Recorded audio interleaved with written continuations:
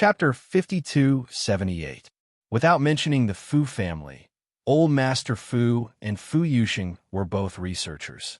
Although they were well-connected and knew many important scientists, they were only average in other aspects. This was also why Old Master Fu had specially looked for Master Xia and personally told Old Master Fu, who was Family Xia, to ask for Family Xia's protection for his only granddaughter. Old Master Fu knew that if anything happened to Yi Qian, Family Xia would definitely be the first to step in. Li Jinyan was indeed a little panicked. He had always been calm, but when it came to his only sister, Yi Qian, he could not remain calm. Now that he had Commander-in-Chief Xia, he was more or less calm. Settle your work and return to the capital as soon as possible. Interact more with Li Ronghuan. The Li family has been in trouble for the past few months, and he is behind all of them. Commander-in-Chief Xia also treated Li Jinyan as his junior. He only needed to remind Li Jinyan a little, and he understood what he meant. That night, Li Jinyan, who had finished his work, left the army in a car and took the 5:30 a.m. flight back to the capital. At the same time, Old Man Li's funeral was arranged in an orderly manner. Old Madame Xiao Li had been accompanying Old Man Li the whole time. She seemed to have aged 10 years in an instant. Everyone who came to visit would comfort Old Madame Xiao Li to take care of herself and her health. Old Madame Xiao Li, who had thanked the guests, seemed to be choking. Anyone who saw her would sigh and could not help but say, "Old Madam, if you have any difficulties in the future or if you need our help, please don't hesitate to ask." People often sympathized with the weak. Respecting the old and loving the young was a Chinese virtue. Old Madame Xiao Li was now an old person who needed to be respected. No one would feel sorry for an old person. Old Man Li was no longer around, so the subordinates naturally respected Old Madame Xiao Li. As for whether Old Madame Xiao Li needed their help with their current status, as long as it was not a big matter, they could solve it. What big deal could an old lady who had been at home all year round and serving the old master have? It was nothing more than how to divide the Li family's assets. That was what they all thought, so they naturally said things like, "Ask them for help." This was what Old Madame Xiao Li wanted. She instructed Mrs. Li to remember these people so that it would be convenient for her to contact them in the future. She wanted them to stand on her side and capture the entire Li family in her hands. She could not let outsiders take advantage of the Li family at all. She could secretly scheme and scheme in her own way. Li Jinyan's father was indifferent to his stepmother's actions. The higher the position of the Li family was, the clearer Father Li's mind became. In addition, he had already carved out his own path and had long broken away from Old Man Li's control. It made no difference to Father Li whether the Li family existed or not. If her stepmother wanted the Li family, she could give it to her. Whether or not she could hold on to the Li family was really not optimistic. Now that the old master was gone, the people's hearts were scattered. They were all smart people. Who would work for an old woman? Only her stepmother thought that she could succeed and took other people's polite words seriously. She thought that everyone would give her some face on account of the old master. The tea cools after people leave. Don't take it too seriously. Father Li, who was coldly watching his stepmother's small actions, looked away and ignored her. Li Ronghuan was about the same. The two brothers did not covet the Li family and actually welcomed an unprecedented harmony in the Li family. Chapter 5279. It was the same even when Li Jinyan came back. No one mentioned how the Li family's assets would be distributed. They seemed to have forgotten about Old Man Li's inheritance. The more they were like this, the more guarded Old Madame Xiao Li became, especially when she saw the cold and solemn Li Jinyan return. Seeing how much Li Jinyan resembled the late Old Madame Li, the moment Old Madame Xiao Li's gaze landed on Li Jinyan, a ruthless glint flashed across her eyes. She only took a glance and then looked away. She sobbed and wiped her tears with a handkerchief. The whole process only took a few seconds. Li Jinyan, who sensed her malice, looked at her indifferently. He knelt down and kowtowed 3 times, then offered incense before standing to the side. He came back travel-worn, but his posture was still like a pine tree. His temperament was cold. The guests who came to the Li family couldn't help but take a few more glances at him. They felt that old man, Li, had a successor. "This is Jinyan, right? I saw you about 10 years ago. I didn't expect that in the blink of an eye, you would become a good man. Old man Li mentioned you to me a few times before, and his words were quite proud. Today, I finally understand why old man Li is so proud.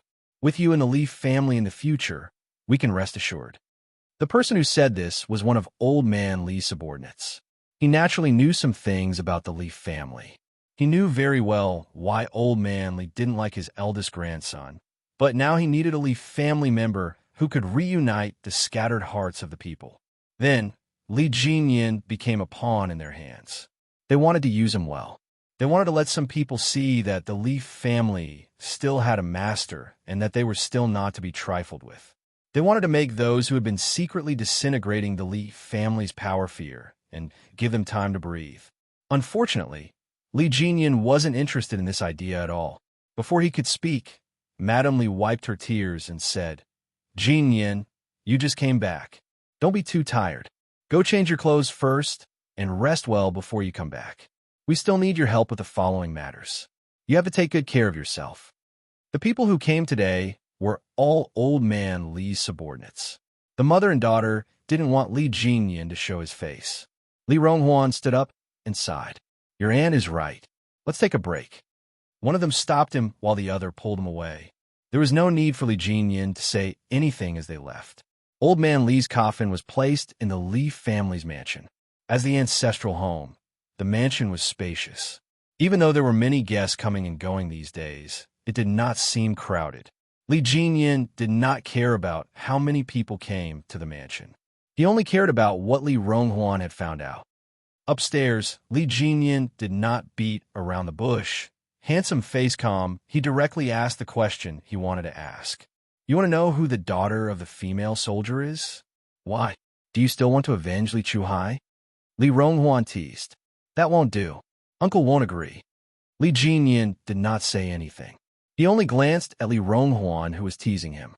His handsome face was slightly cold. That look of disdain made Li Ronghuan laugh out loud. After laughing, he said earnestly, "It's not that Uncle doesn't want to tell you. I just don't think there's a need to add on to this. Do you really want to know that much? I don't have any lingering feelings for the Li family. I just want to know what you did and what you found out." Li Ronghuan did not directly say Yi Qian's name. Li Jinyan would definitely not say it out loud. He said in a tone that said he did not trust Li Ronghuan. Li Ronghuan was speechless for a long time.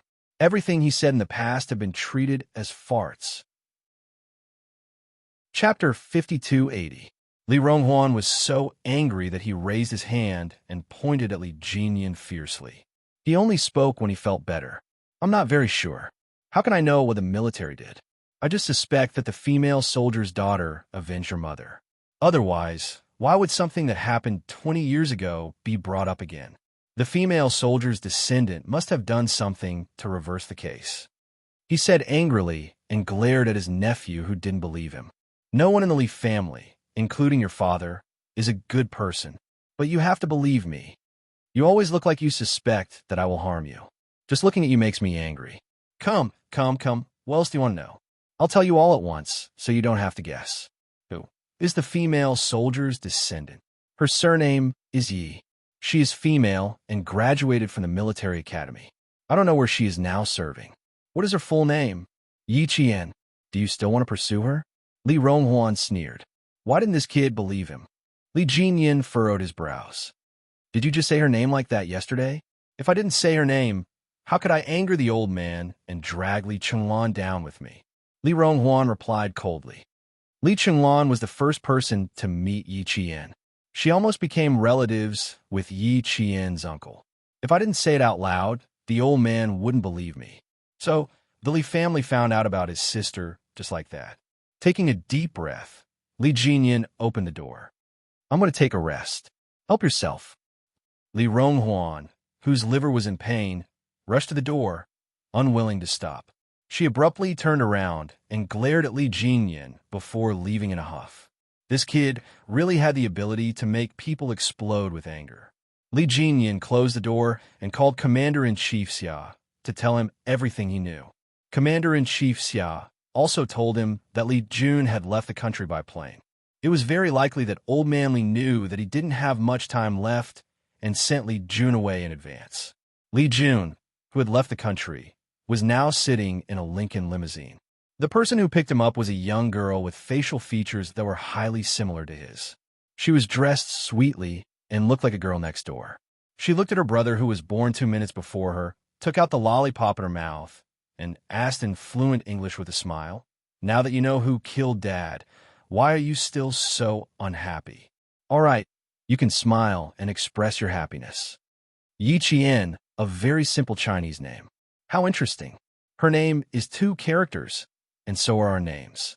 In Chinese terms, we are fated to meet her. It's really fate. Dad killed her mother, and she killed her dad. Next, we killed her. We won in the end. The one who spoke was Li Chuhai's daughter, Li Qin. She and Li Jun were twins. Her birth mother was unknown. Li Chuhai secretly raised her. At the age of 3, she was a ruthless character who could stab people with a knife. Li Jun, who was expressionless, peeled a lollipop for himself and put it in his mouth. Tasting the sweetness, he suppressed the violence in his heart. She's a Chinese soldier. Killing her is very difficult. You are so stupid. You didn't even think of a way to kill her. But you are right. Killing her is a bit difficult, but we can kill other people. Li Qin said with a smile, as if killing people was as easy as cutting chives. Chapter 5281. After leaving China, Li Jun did not contact the Li family. He was not close to the Li family. Whether Old Man Li was dead or alive had nothing to do with him. The only thing that surprised him was that the half-dead old man on the bed opened his eyes and saw him. He only said one word, "Go." So he left. He did not plan to go far. After all, he came to China to find out who killed his father. He did not plan to return to China until he knew who the real murderer was. Li Jun was not of Chinese origin. He was born and raised in Melbourne. He had never thought of himself as a Chinese. As for his hometown and accent, he only recognized Melbourne. Unlike the dead Li Chuhai, who would occasionally talk about China and talk about his childhood. If Li Chuhai did not return to China and did not die in China, Li Jun would never have been able to set foot in China. It was not that he did not want to, but Li Chuhai did not want to. Li Jun and Li Qin both knew that their father actually hated their grandfather who had passed away. Li Qin, who came to pick them up happily, saw that Li Jun was not interested in talking about his favorite. After thinking for a while, she smiled and said, "Be happy when you're back. Dad said that he has no feelings for China. Since that terrible old man is dead, there is no need for you to go to China anymore. Now that we know who killed Dad, we don't need to go to China anymore. Why are you still unhappy? I'm happy. You should be happy too." The limousine drove across the flat asphalt road. The scenery on both sides receded. Li Jun was most familiar with the scenery. He tilted his head and looked outside without blinking. His face was expressionless, but the chilling aura he emitted made the driver tighten his grip on the steering wheel. Li Qin, who had a lollipop in her mouth, looked left and right. She could not see anything. She pursed her lips and bit the lollipop until it cracked. Then Li Jun also bit the lollipop in his mouth until it made a crunching sound. The 2 siblings emitted the same chilly aura. I'm thinking, how can we lure the Chinese soldier who killed Dad out? We definitely won't have a chance to take revenge if she stays in the Chinese army. Only when she comes out will we have a chance. Li Jun opened his mouth, his voice like a venomous snake slithering across the sand. Is there any way to make her leave the Chinese territory? If she leaves the Chinese territory, we'll have a chance. As soon as he finished speaking, Li Qin giggled as if she had heard the funniest joke in the world. If I remember correctly, Chinese soldiers are not allowed to leave China's territory at will. You're very naive. If Dad knew about this, he would definitely be so angry that he wouldn't feed you for 3 days. After saying that, she rested her chin on her hands. Her clear and bright eyes were like black grapes that had fallen into spring water, shining with a watery luster. Don't be too anxious. We need to take it slow. There will definitely be a chance to kill that woman. Li Qin licked her sharp canine tooth with the tip of her pink tongue. Her eyes flashed with a cold light. I've never killed a Chinese soldier before. I think it must feel wonderful." She giggled again. Her appearance was clearly beautiful and sweet. Even her laughter seemed to be soaked in sugar. It was so sweet that people couldn't help but laugh with her. However, the light in her eyes was cold and sinister. There was a morbid madness in them. Li Jun tilted his head and glanced at her. After a long time, he revealed a faint smile. It was also cold and sinister. Chapter 5282.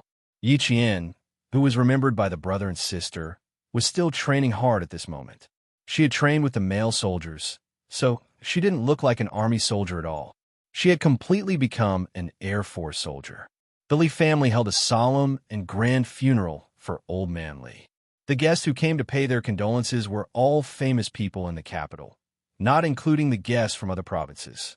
After 3 days in a row, he finally turned into a handful of ashes and was buried when Old Lady Li fainted and woke up again and again. The autumn leaves in the capital were bleak. The wind that blew on the ground swirled up a few withered leaves and blew them away, leaving only a few withered leaves floating up and down. Fame and fortune were all gone after death. Old Man Li, who had been obsessed with power all his life, turned into a handful of ashes and was covered by the yellow soil. From now on, anyone who wanted to see Old Man Li could only see him through the cold tombstone. The deputy chief of staff, Du, put the white chrysanthemum in his hand in front of the tombstone, knelt down, and kowtowed 3 times. The string in his heart that had been tight since Li Chuhai was killed finally loosened. He was so relaxed that he couldn't help but let out a long breath. His breath was a little loud, enough for Madame Li, who was kneeling down next to him, to hear it. After hearing it, Madame Li, who looked sad, turned her head fiercely and looked at him with resentment. "You have been looking forward to my father's early death. Now your wish has finally come true, right? You're finally relieved, right?" she asked in a low voice. Her resentful voice was squeezed out through the gaps of her teeth. The deputy chief of staff, Du, frowned tightly. "What are you doing? Do you want everyone to laugh at you? My father is dead. As a son-in-law, you kneel in front of my father's grave and breathe a sigh of relief. Who on earth wants to be laughed at? If it weren't for the fear of being laughed at by others," Madame Li would have roared out. Du Kaiwei, who was kneeling behind her, heard the veins on his forehead twitching. "Mom, can you speak a little louder? Behind us are the guests who are waiting to see Grandpa off. If you speak a little louder, they can also hear you." Now that Old Man Li was gone, not to mention the deputy chief of staff Du, even Du Kaiwei was relieved. In the future, his mother, who had been doing foolish things ever since his uncle left, should also wake up. Madame Li shut her mouth after her eldest son spoke. When she got up, she saw Li Jinyan standing in front of her. Her eyes were red and swollen from crying, and a trace of malice flashed across her eyes. These days, Li Jinyan was known to everyone. As the eldest grandson of the Li family, he carried Old Man Li's portrait all the way to the cemetery.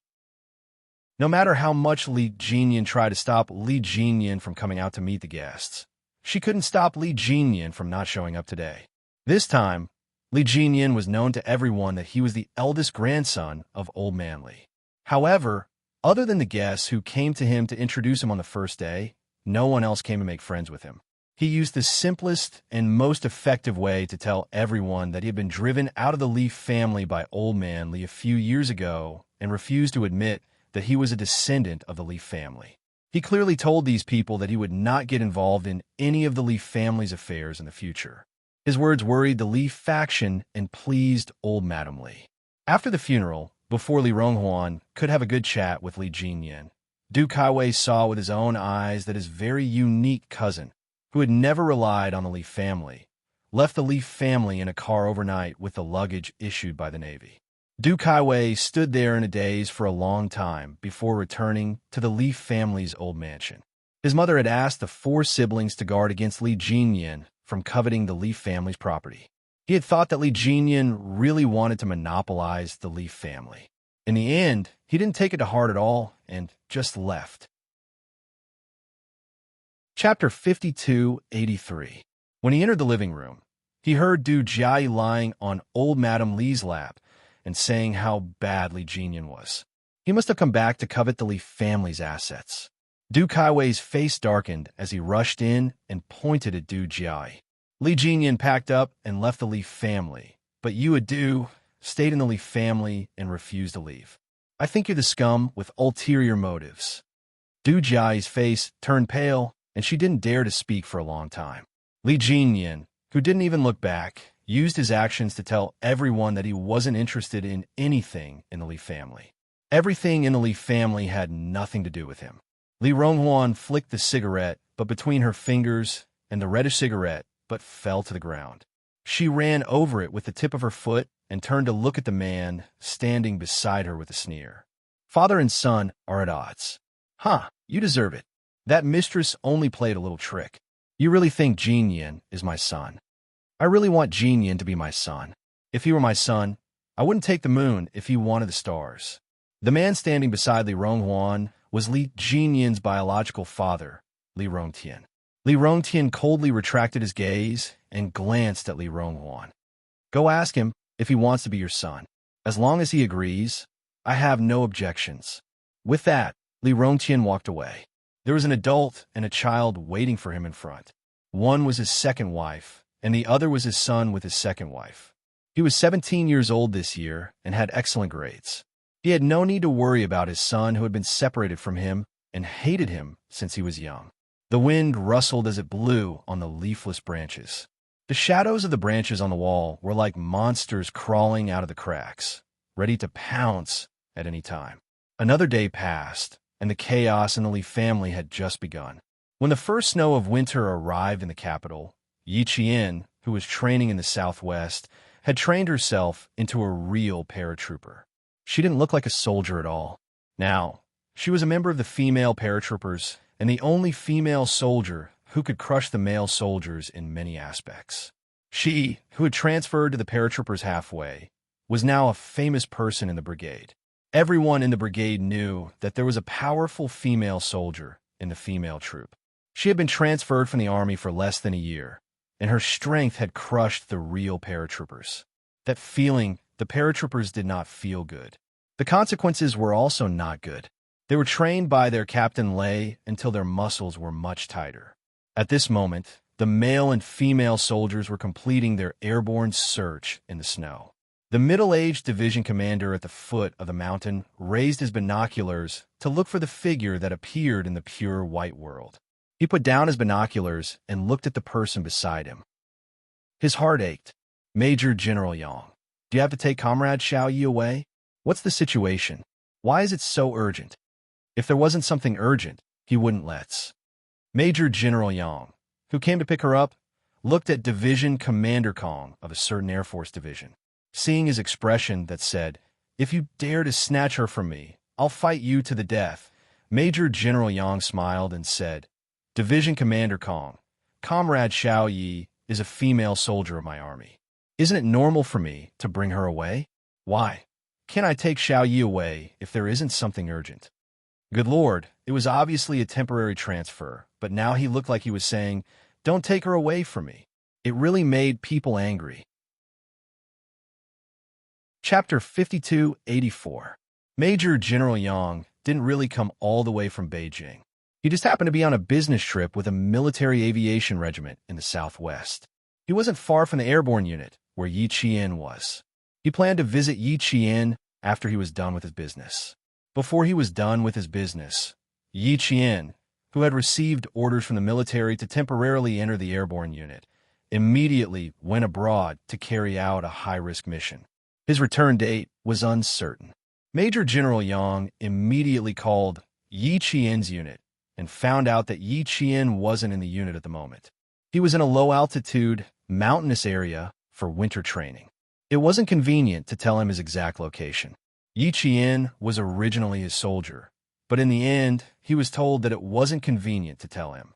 Major General Yang's heart was in turmoil, and he felt extremely aggrieved. After contacting Division Commander Kong, Major General Yang, who learned the exact location, asked the commander of the Military Aviation Regiment. The commander of the Military Aviation Regiment pointed to the military map. Coincidentally, it was just 2 hills away. As soon as Major General Yang heard this, he immediately rushed over. When Division Commander Kong saw Major General Yang, he was shocked at first. The first thing he said when he saw Major General Yang was, "Major General Yang, were you blown here by the wind?" He was scared out of his wits. Major General Yang, who was blown here by the wind, felt even more aggrieved. What a good division commander, Kong. From his tone, it seemed like he had other plans. Division Commander Kong, who had long had other plans, coughed and replied seriously, "That's right. If there is an emergency, I really can't let Xiao Yi leave. After all, Xiao Yi is still a member of our airborne unit. She has a training mission. How can she leave so casually?" Sigh. If only Xiao Ye's file was transferred along with her coming to the airborne unit. Now, he admired Xiao Yi more and more. He was more and more reluctant to let her go. He even secretly hoped that the army would forget to transfer Yi Qian to the airborne unit. It was just a thought. Would the army forget Xiao Yi? Daydreaming was more realistic. Major General Yang was so infuriated by Division Commander Kong that he smiled. "Division Commander Kong, little Yi is only here to cooperate with your work. If there is an emergency in the army, we have the right to transfer little Yi back at any time. You should keep your thoughts to yourself. Don't go crazy and think about things that you shouldn't." Haha, he couldn't do it, but he wasn't allowed to think about it. Division Commander Kong also put on a fake smile and said, "I suddenly remembered that Major General Yang used to be a veteran of the Southwest Area's Aviation Regiment. I suddenly want to have a chat with Major General Yang."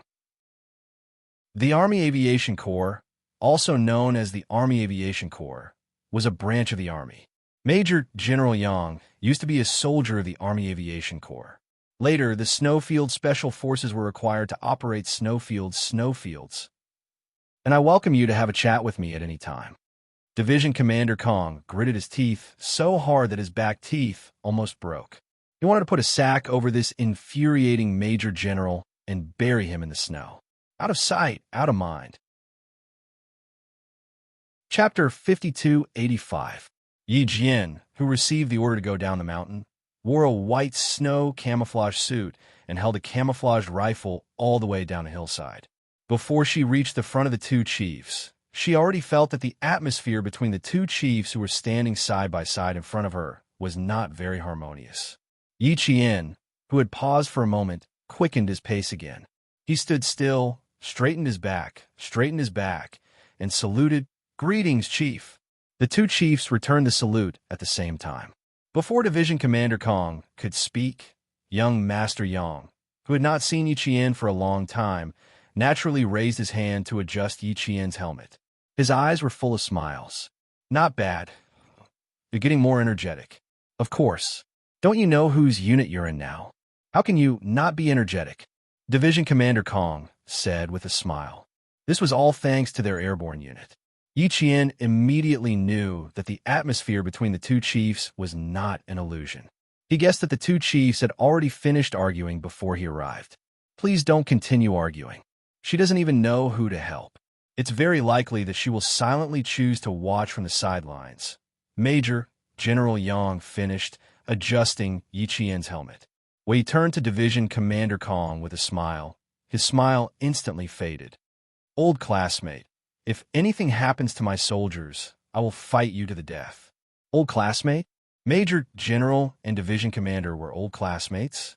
One was in the Air Force, the other was in the Army. How did they become old classmates? Yi Qian blinked his eyes and felt relieved.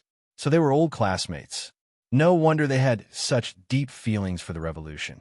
Division Commander Kong chuckled at his old classmate who came over to argue with him. His gaze turned to Yi Qian. His expression was extremely amiable. "Xiao Yi, the army has an urgent mission and needs to borrow you for a few days. I've seen your winter training for the past half a month. Your results are very good. You're already on par with the male soldiers and far ahead of the female soldiers. You won't fall behind even if you go out for a few days. After you've finished returning your equipment, you can leave with Major General Yang. I won't send you off. I'll wait here for you to return to your unit." Major General Yang could not help but twitch his eyebrows. What was he talking about? Borrowing for a few days? waiting for her to return to her unit? Did he really think that Xiao Yi was a paratrooper? Major General Yang was too lazy to say anything else. He said directly to Yi Qian, "Xiao Yi, let's go. I'll take you to see your old comrades." Eh, comrades from the old army? Captain Xia, the comrades of the Snowfield Brigade? Yi Qian's eyes lit up as he nodded vigorously. "Yes, I'll return the equipment immediately. Please wait for me for 3 minutes." "All right, go quickly." Yi Qian's expression made Major General Yang laugh out loud. Did you see that? She was a female soldier in the army. She had nothing to do with the airborne troops. Major General Yang was happy, but Division Commander Kong's heart was extremely sour. "Little Yi, this is also your old unit, and your comrades are also here. Don't forget that they're also waiting for your return. No matter what, you're still a teacher. Why are you behaving like a child?" Xiao Yi quickly returned the equipment. "I'll have a good chat with Division Commander Kong." Student Xiao Yi held back her laughter. She held her gun and shouted, "Yes, sir."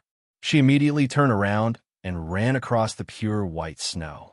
Her figure was as white as the snow, like a white crane dancing in the snow. Her entire body was surrounded by spirit energy. When Yi Qian got into the car, Division Commander Kong, who was standing outside the car, did not forget to say, "Xiao Yi, return to your unit as soon as possible." Major General Yang, who was expressionless, ordered the motorist to quickly roll up the car windows. He did not want to listen to Division Commander Kong's nonsense anymore. Chapter 5286. The car left with a roar. Division Commander Kong stood in the snow with the towering mountains as the background and watched Yi Qian leave. Although the airborne unit was not Yi Qian's old unit, as long as she came back, there would always be a place for her here. The bed she slept in would always be reserved for her. In the car, Yi Qian's eyes were so bright that they looked like they were filled with water. She whispered, "Major General, you weren't kidding me just now, right? Am I really meeting my comrades?" Yi Qian couldn't mention the words Snowfield Brigade with the car soldiers around. Major General Yang couldn't help but laugh when he saw the look of anticipation and fear on her face. "I'm not kidding. I'm sure you'll be meeting your old comrades. In addition to them, there will be a group of special comrades who will accompany you." Yi Qian was so happy that she wanted to sing. Special comrades? Who are they? To be able to see Captain Xia, to be able to see her comrades in the Snowfield Brigade, she was so happy that her heart felt like it was filled with bees. "You'll know who they are when you get to the airport. When you get there, you'll have to take care of them." Major General Yang purposely didn't say who the special comrades were, so Yi Qian couldn't think of anyone for a long time. The car drove all the way and met up with 2 military jeeps. After driving for 12 hours, they arrived at the airport at 9:15 p.m. There was a group of special comrades who saw the car coming from the front. They were so excited that they kept passing the message. "They're here, they're here, they're here. Quick, stand still. Line up to the right. Attention at ease." The crisp and dignified voice penetrated the cold wind and clearly entered the ears of the first female soldier in line. The neat formation and the valiant figure attracted the attention of the passing passengers. They didn't stop to watch, thinking that it was a gathering of airport security staff. A passenger passing by took a few glances and laughed to his friend. "All female security guards. Interesting. The female security guards are not bad. Good temper. Yeah, I'll definitely be more careful if I run into them for inspection." "Ha, what does this mean?" "It means you're a pervert." "Ah, this is the demeanor of a man. Who would be so serious with a woman? If it were a man, that might not be the case." He just mentioned it casually and didn't pay much attention to it. With a smile, he pushed the luggage cart and left. Yi Qian, who was sitting at the back of the car, could not see what was happening in front of her. It was only when she pushed the car door open that she suddenly felt something. She looked up abruptly and her gaze froze. The car door was still half open. Yi Qian had 1 foot on the ground and 1 foot was still in the car. She didn't expect that the special comrade would be them. She was stunned. "Are you surprised?" Major General Yang's smiling voice came from behind. "They know that you're the one who's leading them. They're so happy that they're jumping around in groups. Unfortunately, there are only 10 female soldiers. The remaining 10 female soldiers are said to be in a very bad mood. The special comrade you've arranged really surprised me. Yi Qian chuckled softly. He pushed open the car door and stepped out of the car. The moment he appeared, the 10 female soldiers looked at him with tears in their eyes. "Salute!" Yang Zhen, the squad leader, shouted loudly. "Chua!" The female soldiers raised their hands and saluted Instructor Yi, who had trained them and led them to become qualified female special forces. Although there were only 10 of them, their aura was majestic. The salute made the passing passengers stop and watch. This aura was enough to make people look askance. Chapter 5287. Anyone with a little bit of military knowledge would know that the group of figures standing in the cold wind was giving a military salute. The 10 of them moved in unison as if they were the same person. All of them stood straight and were not inferior to men. Their military posture, military discipline, and military discipline were all on display at this moment. This was how the soldiers of a large country should be. Half of the passengers who stopped in their tracks looked at the identity of the person who got out of the car and made a group of female soldiers stand in the cold wind to salute and welcome her. Those who were closer could tell that the person who got out of the car was also a female soldier, but those who were further away could not tell. Some even deliberately walked closer to watch, but did not dare to get too close. They watched silently from 3 to 5 meters away and discussed softly. "It's also a woman. She's probably their leader. She's quite tall, almost 7 meters. She's probably very powerful. She's even leading soldiers. They're all female soldiers. They look quite fresh. Their aura is not bad, not worse than the male soldiers." Soft discussions rose and fell slightly. After getting out of the car and closing Yi Qian, she straightened her back and raised her hand to return the salute. She looked at their faces one by one. Yang Zhen, Gao Xiao, Qiu Tong, Ding Yue, Lu Yizhi, Guan Long, Li Wenqing, Su Shucheng, Li Xia, and Li Qi. She saw them again after almost a year. They were the first batch of female soldiers in our country's female special forces. They were the female soldiers she had brought up single-handedly. When the female soldiers saw Yi Qian return the military salute to them, their tense expressions instantly collapsed. They bit their lower lips and tears flowed out. Yang Zhen walked to Yi Qian's side. She suppressed her excitement and took a deep breath to calm her emotions. Reporting to instructor, the female soldiers have gathered. Please give your orders. Just like before, time seemed to have never passed. Everything was still the same as before, waiting for their instructor's instructions. Yi Qian nodded slightly and silently adjusted his breathing. It was as steady as a mountain and as calm as the surface of a lake. He looked at them with a gaze that could calm the hearts of the female soldiers. "All of you very good. I don't have any more instructions. All of you now are very, very good." No matter how calm she was, her voice was trembling at this moment. Special comrades, an absolute surprise. She really did not expect that it would be them, that she would see them again, and that she would lead them again. Yi Qian was happy, and so were the female soldiers. They hugged him one by one until Yi Qian's shoulder was wet. Those were the female soldiers' tears. All right. Why are all of you crying? Don't cry anymore. My head hurts when you all cry." Yang Zhen, as the class monitor, you should take the lead and cry.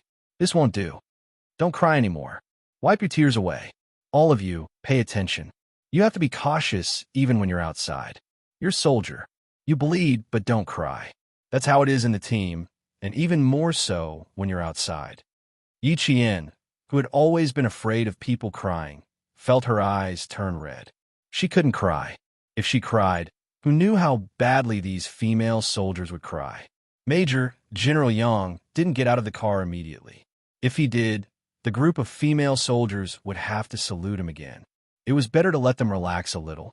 They didn't stay for too long and didn't leave a bad impression on the surrounding passengers. All of them revealed their true feelings to the point that it made them feel a little sad. After wiping away their tears, they were led by the airport staff through a special passageway to a separate waiting room. All of them wanted to hold Instructor Ye's hand and talk to her. Xia Jinyuan, who was far away in Liabi, paced back and forth in the temporary peacekeeping tent a few times. He still wasn't sure and asked the colonel in charge of the peacekeeping force, "Are you sure that a female soldier named Yi Qian is leading the team? Are you sure?" Chapter 5288. Xia Jinyuan, who was still in Liabi, had just returned from patrolling outside 10 minutes ago. As soon as he entered the barracks, he was called to the tent by the colonel in charge of China's peacekeeping work. Before the colonel could speak, a messenger from China came in to report on work. It was no secret that China had sent peacekeepers to Liabi. Xia Jinyuan listened in and found out that there would be 50 peacekeepers coming to Liabi this time. 40 of them were male and 10 were female. This was also the first time China had sent female peacekeepers. Previously, all the female peacekeepers were male. Even if there were female peacekeepers, they were mostly doctors and nurses. The leader of the female peacekeepers was Yi Qian. When Xia Jinyuan heard the name, Yi Qian, he was stunned for a while. He waited for the messenger to leave before asking the colonel. When the colonel heard his question, he smiled and said, "Yes, it has been confirmed. The female peacekeepers will be brought into the barracks the day after tomorrow." "Why, do you know her? Girlfriend?" The last sentence was an unintentional joke. This lieutenant colonel was quite interesting. A famous doctor in the barracks wanted to be a matchmaker and introduce a nurse from the doctor's team to him. In the end, this lieutenant colonel took a detour whenever he saw the doctor and the nurse. This hurt the nurse's self-esteem a little, and she secretly cried a few times. It was only when the lieutenant colonel told the doctor that he had a girlfriend who was also a soldier that the nurse felt better. Xia Jinyuan's eyes were full of smiles. He readily admitted, "That's right, she's a girlfriend. We haven't contacted each other for almost a year. It's really a huge surprise for me to suddenly bring her up." The colonel, who had just asked casually, was shocked. "She really is your girlfriend? What a coincidence." "Yes, it is indeed a coincidence." Xia Jinyuan wanted to maintain a reserved smile, but the surprise was too great. The joy in his heart could not be controlled, and he could not stop laughing. It was as if his whole body was wrapped in a ball of cotton, and he was floating in the clouds. It was a little surreal. When the colonel saw this, he could not help but laugh. "It's in a long time indeed. Why don't you drive to pick them up the day after tomorrow?" After a slight pause, he asked again, "Does she know that you're doing peacekeeping here?" After thinking about it, Xia Jinyuan shook his head. "I'm not sure." He and his comrades did not receive the peacekeeping mission in advance. They were notified on the same night and left the team to join the peacekeeping force that immediately set off for Libya the next day. He did not even have the time to inform Yi Qian. Therefore, he was certain that his little fox did not know that he was also in Libya. "You don't know? That's even better. I'll arrange for you to pick them up the day after tomorrow and give your girlfriend a surprise. What do you think? Do you accept the arrangement?" He accepted the arrangement too easily. Xia Jinyuan tucked the blue helmet under his arm and saluted the considerate and caring colonel. Resolutely obey the orders and complete the mission with practical actions. The day after tomorrow. At this moment, he was really looking forward to the day after tomorrow so that he could quickly see his girlfriend whom he had not seen for 9 months and whom he had only occasionally contacted over the phone. The colonel had given him a huge surprise, and he wanted to give the little fox a huge surprise as well.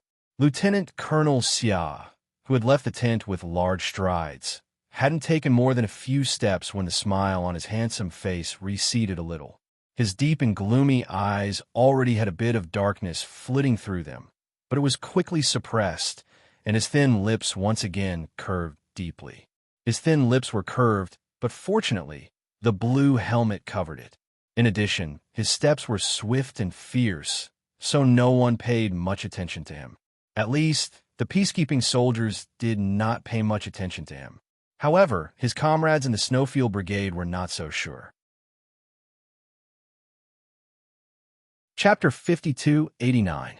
The moment he saw him, Z7 Han Jing said to his comrades, "Do you guys smell that? I can smell his perverted scent even from afar." Afraid that his comrades would not understand what he meant, He smirked at Xia Jinyuan. His comrades immediately understood. Even K7, who had a naturally indifferent personality and lived like a monk, understood what he meant. He was indeed very perverted. Come, let's make a bet. Let's see who can guess why he's perverted. T6 quickly formed a team, hugged his rifle tightly, and rolled up his sleeves. Whoever guesses, it will have to take turns washing his socks. G3 immediately said. He must have contacted Qing Niao just now. That's impossible. Private use of phones is prohibited. T6 retorted firmly. I'm guessing he received a letter from Qing Niao. Z7 stuck out a finger and shook it with a smile. Absolutely not. With such a perverted scent, it's obvious that he's in Qing Niao. He must have encountered something joyous related to Qing Niao. Could it be that he successfully offered his virginity after returning to the country? Then he should have only started perverting after returning to the country. He wouldn't have started now.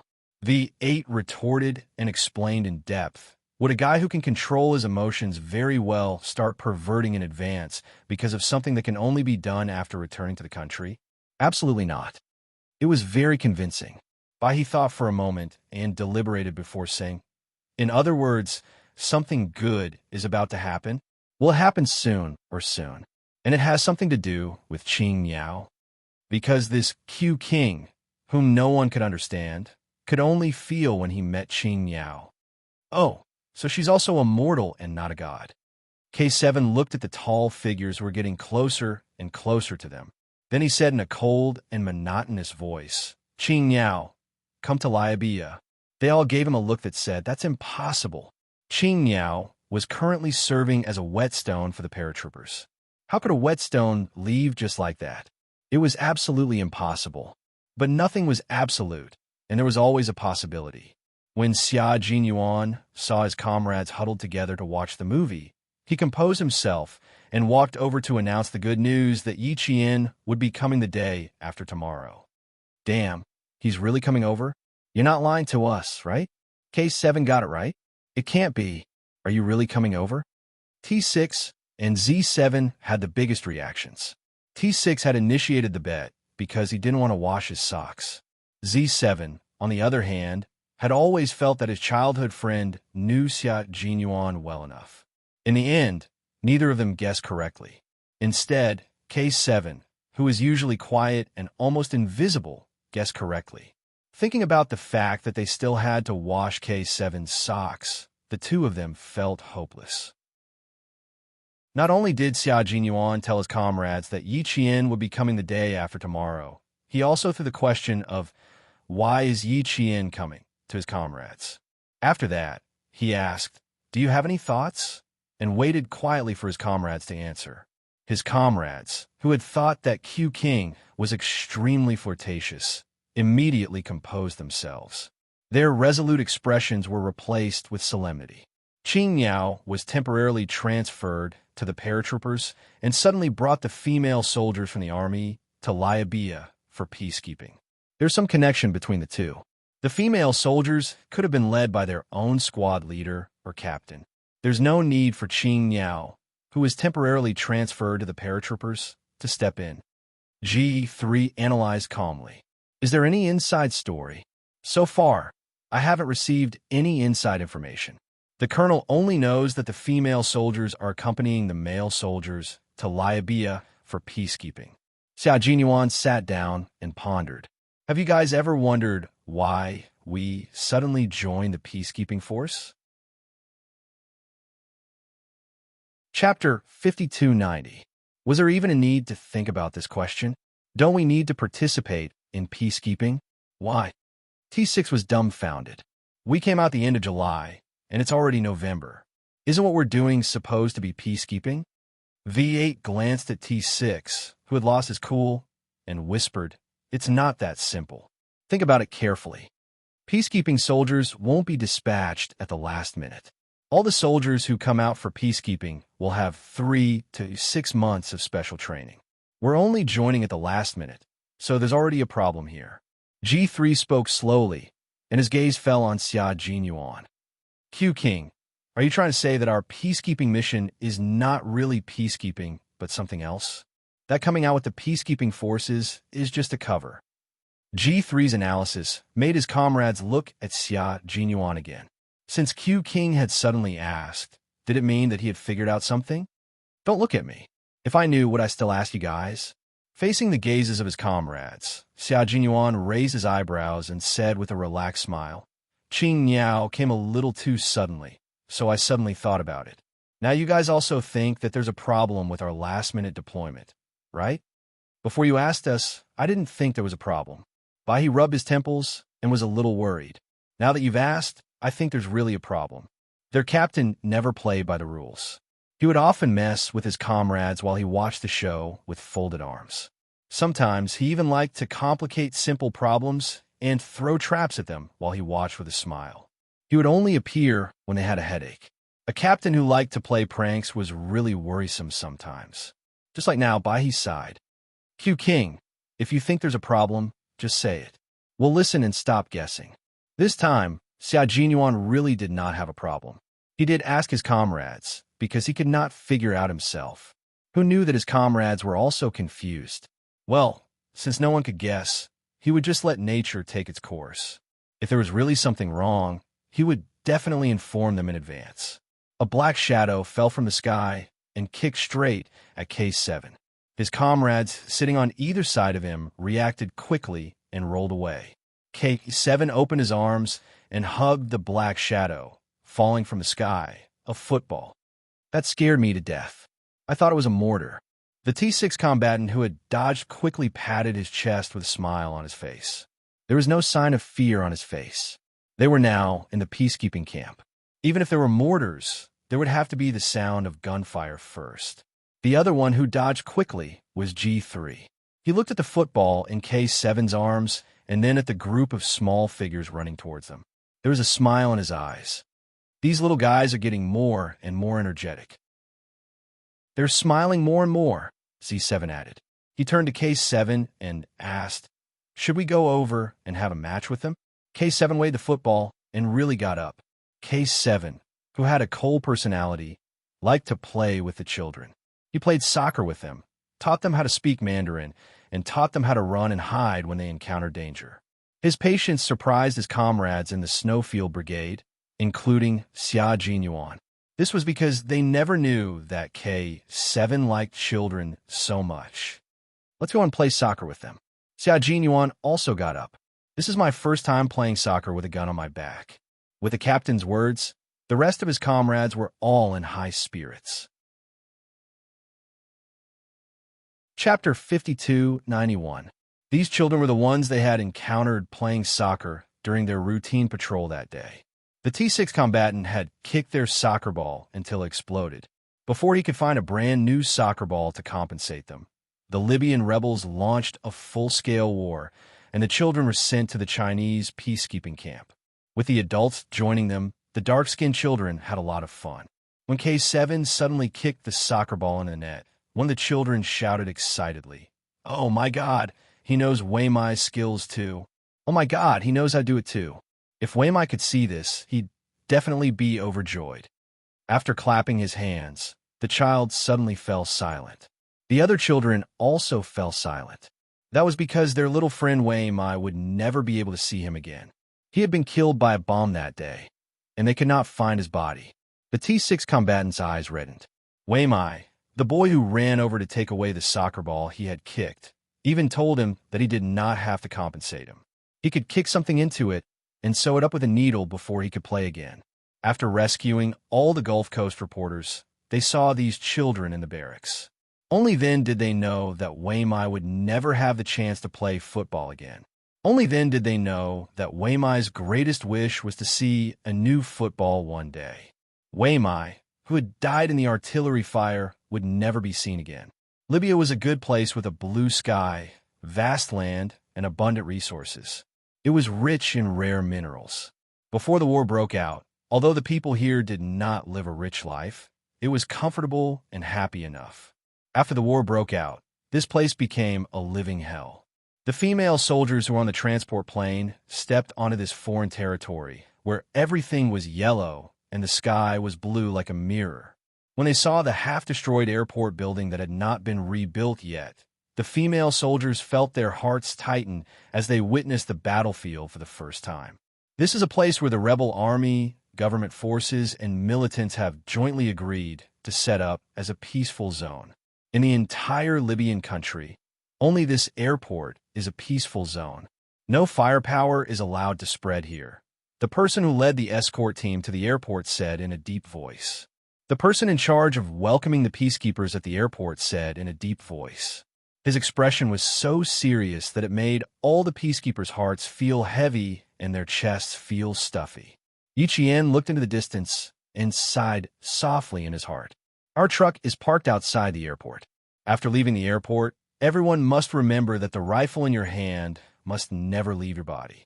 You must hold it tightly at all times because you may need it at any time. You don't have to be nervous after entering the war zone. If anything happens, we'll take care of it immediately. You may also join the battle immediately.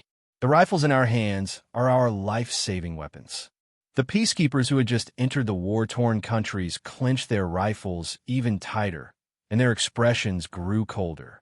From this moment on, they were real peacekeepers who could be sacrificed at any time. The class monitor, Yang Zhen, secretly glanced at Instructor Yi, who was standing beside her. Seeing her calm expression and relaxed action of holding the gun, she couldn't help but sigh in her heart, as expected of Instructor Yi. Her psychological quality is not ordinary.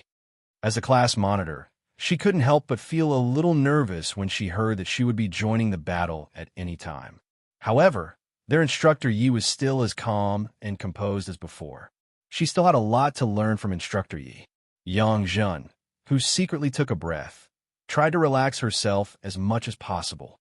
Until the line left, she heard her comrades around her breathing very softly.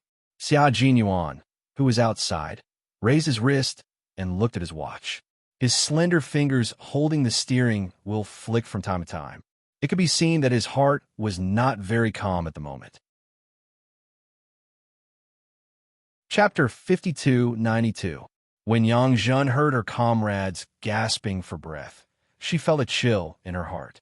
She was the squad leader. If she showed signs of fear, how could she calm her comrades down? No, she couldn't be afraid. No matter how scared she was, she couldn't let her comrades see it.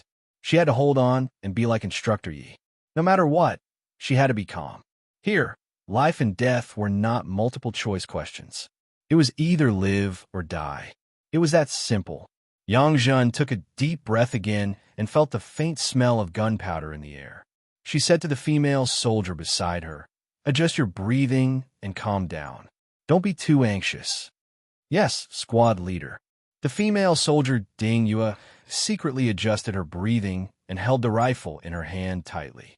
She used the gun in her hand to adjust her emotions until there was no more fear in her eyes. Her gaze was firm as she stared ahead. Every step she took was exceptionally steady. They had left their peaceful homeland and came to a country at war. They were peacekeepers who watched the dawn in the darkness and spread peace in the turmoil. The planes at the airport were all United Nations planes. Not far from the airport was a United Nations super camp. Peacekeepers from other countries were stationed in the camp, including Chinese peacekeepers.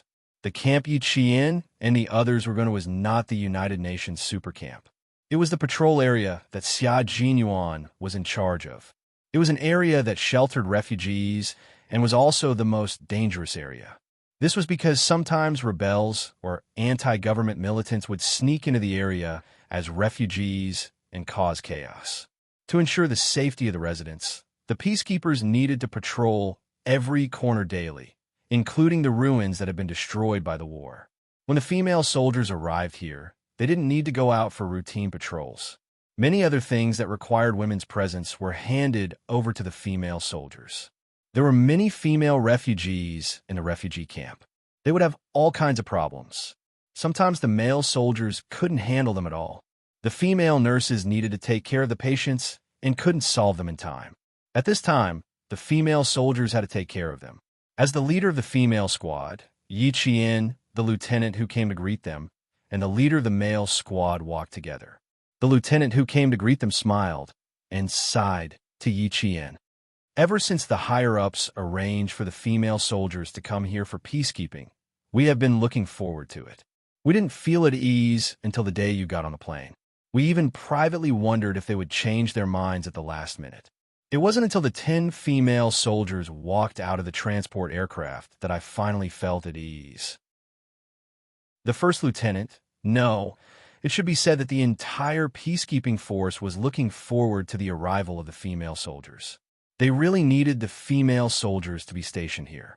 When the time comes, we'll have to remind the female soldiers that there will be girls fighting in the refugee area, and they're especially fierce. Once, 2 female nurses who were trying to stop the fight were hit by the bricks in their hands, and their bones were injured. So much so that when they fought, our soldiers first protected and isolated the nurses. The male soldiers will stop them in time and persuade them to leave.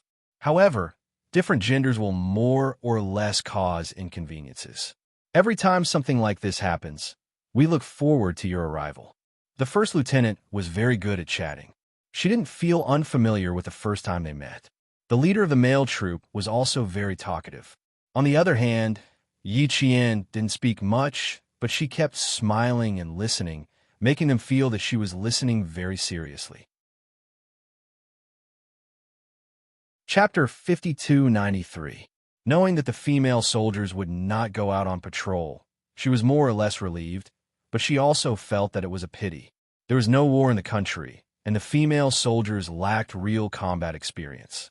If they stayed in the camp, it would be difficult for them to encounter a firefight, and they would not be able to improve and train themselves in real combat.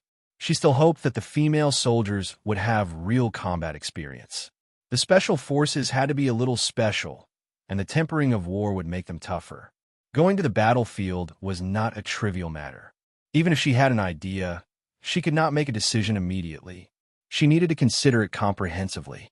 Yi Qian, who thought as she walked and occasionally spoke a few words, led the female soldiers out of the airport maintained by the United Nations. The open truck that welcomed the 50 peacekeepers was right in front of them. There was no bus, and the windows and pillars of the bus would be affected by vision. It was possible that they would not be able to detect any abnormalities in the surroundings in time. The open truck had an unobstructed vision, and they could immediately defend themselves. It was actually safer. Standing beside a military jeep, Xia Jinyuan immediately saw the person he missed. He did not need to look for her. Just a glance was enough. His eyes were burning with undisguised passion. He stared at the person who was getting closer and closer to him without blinking. She was wearing the blue helmet of the peacekeeping soldiers and the camouflage combat uniform of the same color. He could always find her immediately among dozens of people. Yi Qian did not immediately notice Xia Jinyuan. She did not even know that her boyfriend was also in Libya. She did not expect to meet him here. Her gaze swept across the 5 trucks, and suddenly she felt a gaze that made her heart skip a beat. She stared at a certain figure in front of her, and her clear eyes instantly froze. Xia, Captain Xia? Why did she see Captain Xia? Was she seeing things? She could not believe it. She blinked hard and looked again with her eyes wide open. There was no mistake, there was no illusion. The tall figure standing beside the door of the second truck was her Captain Xia. Her mood instantly became excited. Her eyes, face, and body were filled with great joy. If she was not with the lieutenant and the captain of the male troop, she would have run all the way and directly jumped into the arms of her boyfriend, whom she had not seen for a long time. Yi Qian, who was very excited, restrained her urge to run over. The roaring surprise did not make her lose her composure. She quickly stabilized her expression, and on the surface, she looked the same as before. Only her hands that held the rifle tightly revealed how excited and happy she was at this moment. Their gazes met across the air. If there was a substance, there would probably be electric current and sparks flying. Unfortunately, the two of them were able to control their emotions very well. No matter how happy they were, they would not let others see it. With just a glance and a smile of reunion, they already knew each other's feelings and intentions. Long time no see, my little fox. Long time, my Captain Xia. He didn't know if it was his imagination, but he felt that The aura of the green bird was very similar to Q's. Could it be that after being lovers for so long, even their temperaments were similar? Yiqian also saw Bai He at this moment. She nodded slightly with a smile, and Bai He smiled back at her. Chapter 5294. Although Xia Jinyuan and Bai He were arranged to pick them up, everything was arranged by the lieutenant leading the team. The lieutenant leading the team did not know that the leader of the female troop was the girlfriend of Lieutenant Colonel Xia, who had accompanied him to pick them up. The pair of lovers met again after a long separation, but they could not hold hands and express their longing for each other immediately. They had to settle everything first before they could have time for each other. The jeep stopped at the front of the 5 trucks, and the 50 peacekeepers lined up in the empty space in front of the jeep. Xia Jinyuan's gaze was like a woven net, enveloping Yiqian, whose back was facing him. As he listened to her commands and watched her movements, the darkness in his eyes grew deeper and deeper. She was clearly within his reach, but his longing for her was deeper and stronger than before. Yiqian, who was in the whole team, deeply felt Xia Jinyuan's strong and intense longing. Her heart was trembling. Attention, at ease, get ready. Yiqian, whose heart was trembling, faced the female troops calmly. Even though the gazes behind her were so hot that they seemed to want to leave a mark in her heart, she did not turn back to look. She just quickened her pace and arranged for the female troops to board the jeep. Squad leader, here, arrange for boarding. Yes. The female troops' clear and crisp voices came with strength. 10 female troops were seen boarding the jeep at a speed not inferior to the male troops in the slightest. Their movements were identical, and they quickly boarded the jeep. They ran past the jeep and brushed past Xia Jinyuan's eyes. None of them recognized Instructor Xia, who had once taught the male troops in the same camp. Yiqian, who was the last to hold the line, ran past and heard her squad leader Xia whisper, "So handsome that I want to press you down and kiss you." Yiqian's heart did not tremble, but her entire heart trembled. This guy is it again. She ran past quickly, and Xia Jinyuan was sure that she must have heard what he said. His thin lips curved slightly, like a cheetah sauntering across the grassland, elegant yet filled with extreme danger. Xia Jinyuan narrowed his dark eyes and said to Bai He, "I'm going to check on her. I have to bring her to my car." Bai He nodded and said to Bai He, "I'm going to see her. I have to bring her to my car." Otherwise, she would definitely have boarded the same truck as the female troops. This was not how he ran over to pick someone up. He had to bring her to his side and let her sit beside him. Bai He gestured for him to do as he pleased. If this flirtatious guy did not bring her to his side, he would be in a bad mood. Once he was in a bad mood, in the end, the unlucky ones were not others but their poor comrades. Yiqian was indeed planning to board the same truck as the female troops. Yang Zhen boarded the jeep, and Yiqian was about to board the jeep as well. A man with a faint smile on his face said, "Long time no see, Instructor Yi." Yang Zhen, who had yet to sit properly in the jeep, heard the voice. Why did it sound so familiar? She immediately turned her head and looked to the side, her face full of surprise. Instructor Xia. The female soldiers sitting in the open truck were all stunned. They felt that the voice was familiar just now, but they never expected to meet Instructor Xia again here. It really is Instructor Xia. We actually ran into Instructor Xia here. The female troops were both surprised and happy. Even the uneasiness they felt towards this unfamiliar environment dissipated. Meeting an old friend in a foreign land did indeed improve one's mood. Xia Jinyuan did not greet the female troops warmly. He had a cold personality, so he could not be enthusiastic when he met someone he knew. A slight nod was already considered a warm response. Chapter 5295. Seeing that all the female soldiers had stood up, he glanced at them coldly and frowned slightly. He said in a deep voice, "Take your guns and sit down. Now that you're here, you must be prepared to fight at any time." Before the female soldiers could stop smiling, they were shocked by Xia Jinyuan's cold gaze. All of them held their breaths and sat up straight, not daring to say another word.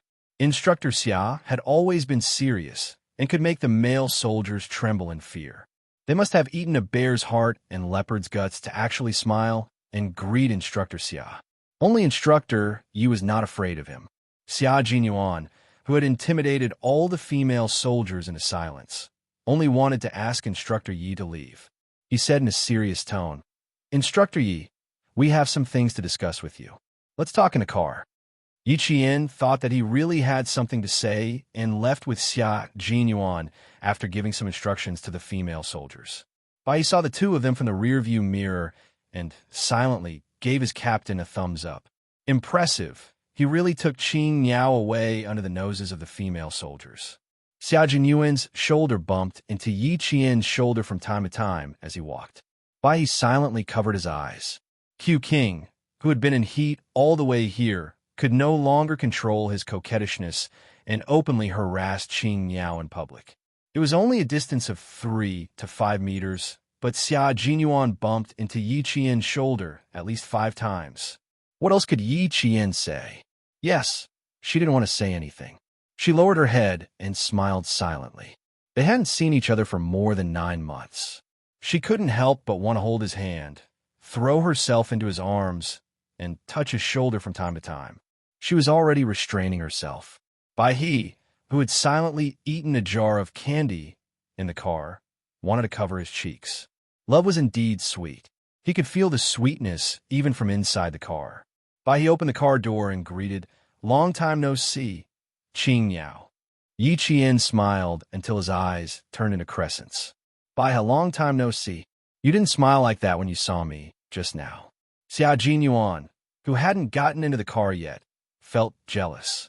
"You even glared at me." He was jealous, but Yi Qian blushed. "Don't you have something to discuss? Get in the car." If she let him continue, he would definitely say a lot of things that would make her blush. Since there was nothing to discuss, Xia Jinyuan was not shy. He bent down to get on the car and said to the white crane, "Hey, please lower your head." Yi Qian did not understand what was going on. Bai He suppressed his laughter and quickly lowered his head.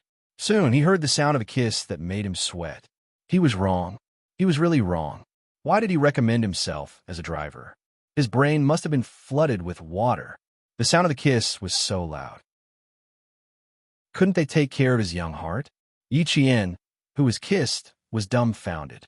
She was so dumbfounded that Xia Jinyuan went straight for her. He bit her soft tongue and sucked on it. It was not a gentle kiss, but it was aggressive. However, Yi Qian could feel his deep love for her. His overwhelming longing made Yi Qian unable to push him away. The passionate kiss did not last long. It lasted less than a minute. It probably lasted for 30 seconds. The white crane only dared to raise its head when the sounds of kissing that made the bachelor sweat profusely were gone. It slowly turned its head and looked at the two of them with a hurt expression. "Gentlemen, I'm still young, and my body is still growing. I'm still developing morally, intellectually, and physically. My heart is still rather young." Fortunately, the kiss was short. If it was longer, he would protest and go on strike to change cars. Chapter 5296. Yi Qian felt as if her entire body was about to explode. She didn't even dare to raise her head. She didn't even listen to what Bai He said. Perhaps she was so embarrassed that she blocked all 6 of her senses and rejected all external information. Xia Jinyuan licked his lips and savored the kiss. Hearing this, he lazily replied to his comrade, "You can do this in front of me in the future. You don't have to take care of me." Bai He chuckled. "I need a girlfriend to take care of you." Yi Qian, who was too embarrassed to speak, secretly pinched Xia Jinyuan's thigh to warn him to shut up. She used a little too much strength, so much so that Xia Jinyuan's mouth twitched. "It hurts. Don't pinch so hard. It hurts." Xia Jinyuan naturally held the hand that was pinching his thigh. They held each other's hands tightly and slowly clasped their fingers together. The two of them went from holding hands to having their fingers intertwined.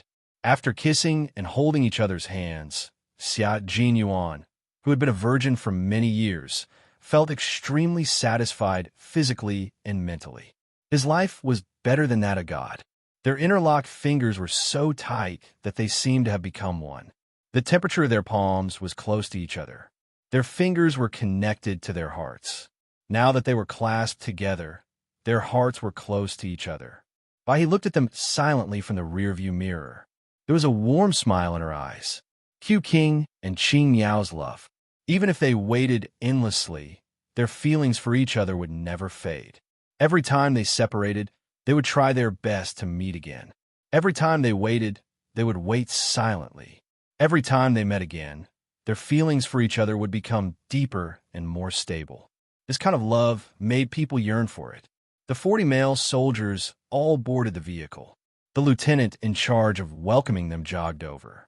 Xia Jinyuan rolled down the window of the back seat in advance. He leaned his elbow against the window and smiled at the lieutenant who ran over. "Lieutenant, I invited the female captain to sit with us. Thank you for sitting in front." The lieutenant wiped the sweat from the corner of her eyes and smiled disapprovingly. "What's so hard about it?"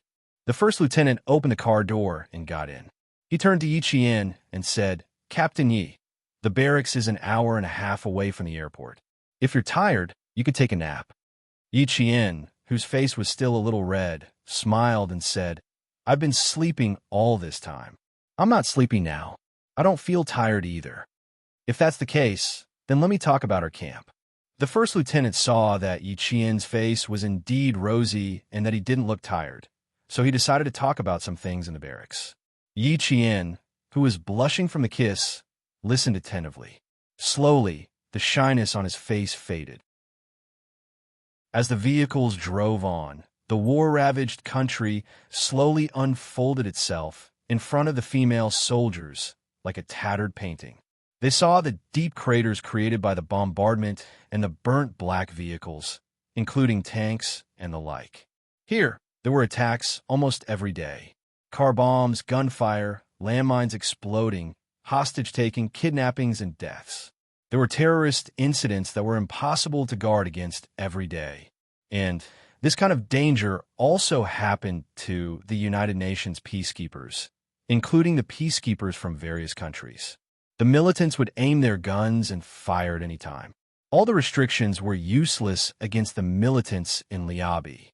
Liabi, which was close to the northern edge of the Kara Desert, was so desolate that it made the hearts of the female soldiers extremely heavy. Liabi, the most dangerous peacekeeping mission area, was second to none. And the peacekeepers who came here faced danger every day, but they never backed down. They used the guns in their hands to protect the refugees in this war-torn country. Chapter 52-97. The lieutenant treated Yi Qian as a female soldier entering a war-torn country for the first time. In order to let Yi Qian be mentally prepared, he picked out a few key points to tell Yi Qian one by one. Last year, there were 14 car bomb attacks here. The militants drove directly into the camp with remote-controlled bombs and quickly detonated them. Last year, there were a few large holes in the entrance of our camp. This year, the attacks have escalated. There were curved firearms and anti-oblique fire attacks. They blew a hole in the northern camp. Fortunately, we intercepted them in time. Otherwise, the consequences would have been unimaginable. Other than the fear of violence, the environment is also a challenge we have to survive. The average temperature in Libya during the rainy season is 40 degrees Celsius. Mosquitoes breed very quickly. Infectious diseases, such as malaria and yellow fever, will sweep through like a gust of wind. The refugee camp is the most affected. On the way to the camp, the lieutenant picked out some of the most important challenges and dangers they might encounter at any time to tell Yi Qian. He completely treated Yi Qian as a newbie entering a war-torn country for the first time. As he spoke, he secretly observed Yi Qian. He was a little afraid that if he said too much, the female soldier would be afraid. The lieutenant did not see any fear on Yi Qian's face. Seeing this, he was amazed. Anyone entering a war-torn country for the first time would more or less be afraid. However, the female soldier captain's face was so calm that it was as if she had seen it many times. There were no fluctuations in her emotions at all. It was the first time for the first lieutenant to see such confidence on a female soldier who had just arrived in a war-torn country. It was the first time for him to see such confidence on her face. He drove steadily, but on the inside, he was overjoyed. Hugh King, who was sitting in the back, had a serious expression. His eyes were cold, as if he was using his expression to agree with everything the lieutenant said. Actually, the White Crane felt that it was an expression of depression. Hugh King, who came to pick her up, could not even find a chance to talk to Qing Yao. How could he not be depressed? However, he could not directly tell the lieutenant that Yi Qian, who was sitting in the back, was a female soldier who had been through countless wars and battles. There was no need to worry that she would be afraid because of this. The lieutenant had good intentions, so no matter how depressed Hugh King was, he could only endure it. Of course, now was not the time to talk about love. It was already good enough that they could meet. He could not ask for too much. After being separated for more than 9 months, meeting again in a foreign country was enough. Xia Jinyuan's expression wasn't serious because the lieutenant kept talking and he couldn't chat with Yi Qian. He was thinking about why Yi Qian would come to Liabia to help with peacekeeping. The more he thought about it, the more he felt that something was amiss. He needed to think about it carefully and see if he could find any clues. If it really didn't work out, he might as well call back to the country and ask the Major General what arrangements he had. The car quickly entered the city. Yi Qian vaguely heard sporadic gunshots in the city. He looked out through the car window and said to Xia Jinyuan, southeast, about 8 kilometers away. Sporadic gunfire. Yes, the situation here is complicated. The most dangerous peacekeeping area has its own characteristics. It would be abnormal if there were no gunshots for a day. Xia Jinyuan, who had also heard the gunshots, frowned slightly and opened the map he carried with him. He had just pointed to the approximate location of their current location when Yi Qian, who had leaned over to look at the map, stretched out her slender finger and pointed to another point. It should be in this area. The error is not big. This place is about 14 kilometers away from our camp. The camp will be prepared. Xia Jinyuan nodded. We need to take a detour. Chapter 5298. They had a map of the entire city in their hands, and it was very clear. Xia Jinyuan and the other peacekeepers who were often assigned to patrol had a copy so that they could immediately know their position in case of danger and adjust in time. This kind of sporadic exchange of gunfire was similar to people testing each other. There wouldn't be any real harm. It would just look like the bullets were swooshing in front of ordinary civilians to show off their might. Under normal circumstances, they only needed to wait for this wave to pass. There was no need to take a detour. But this time, there were 50 peacekeepers in the 5 trucks who had just arrived in Liabai, and they had to take care of them. So they chose to take a detour. The first lieutenant also agreed to take a detour, but when he turned around and saw the 2 young soldiers talking back and forth, he was so tacit that he couldn't get a word in. Afterwards, he asked in surprise, "You know each other?" "Comrades in arms," he replied simply.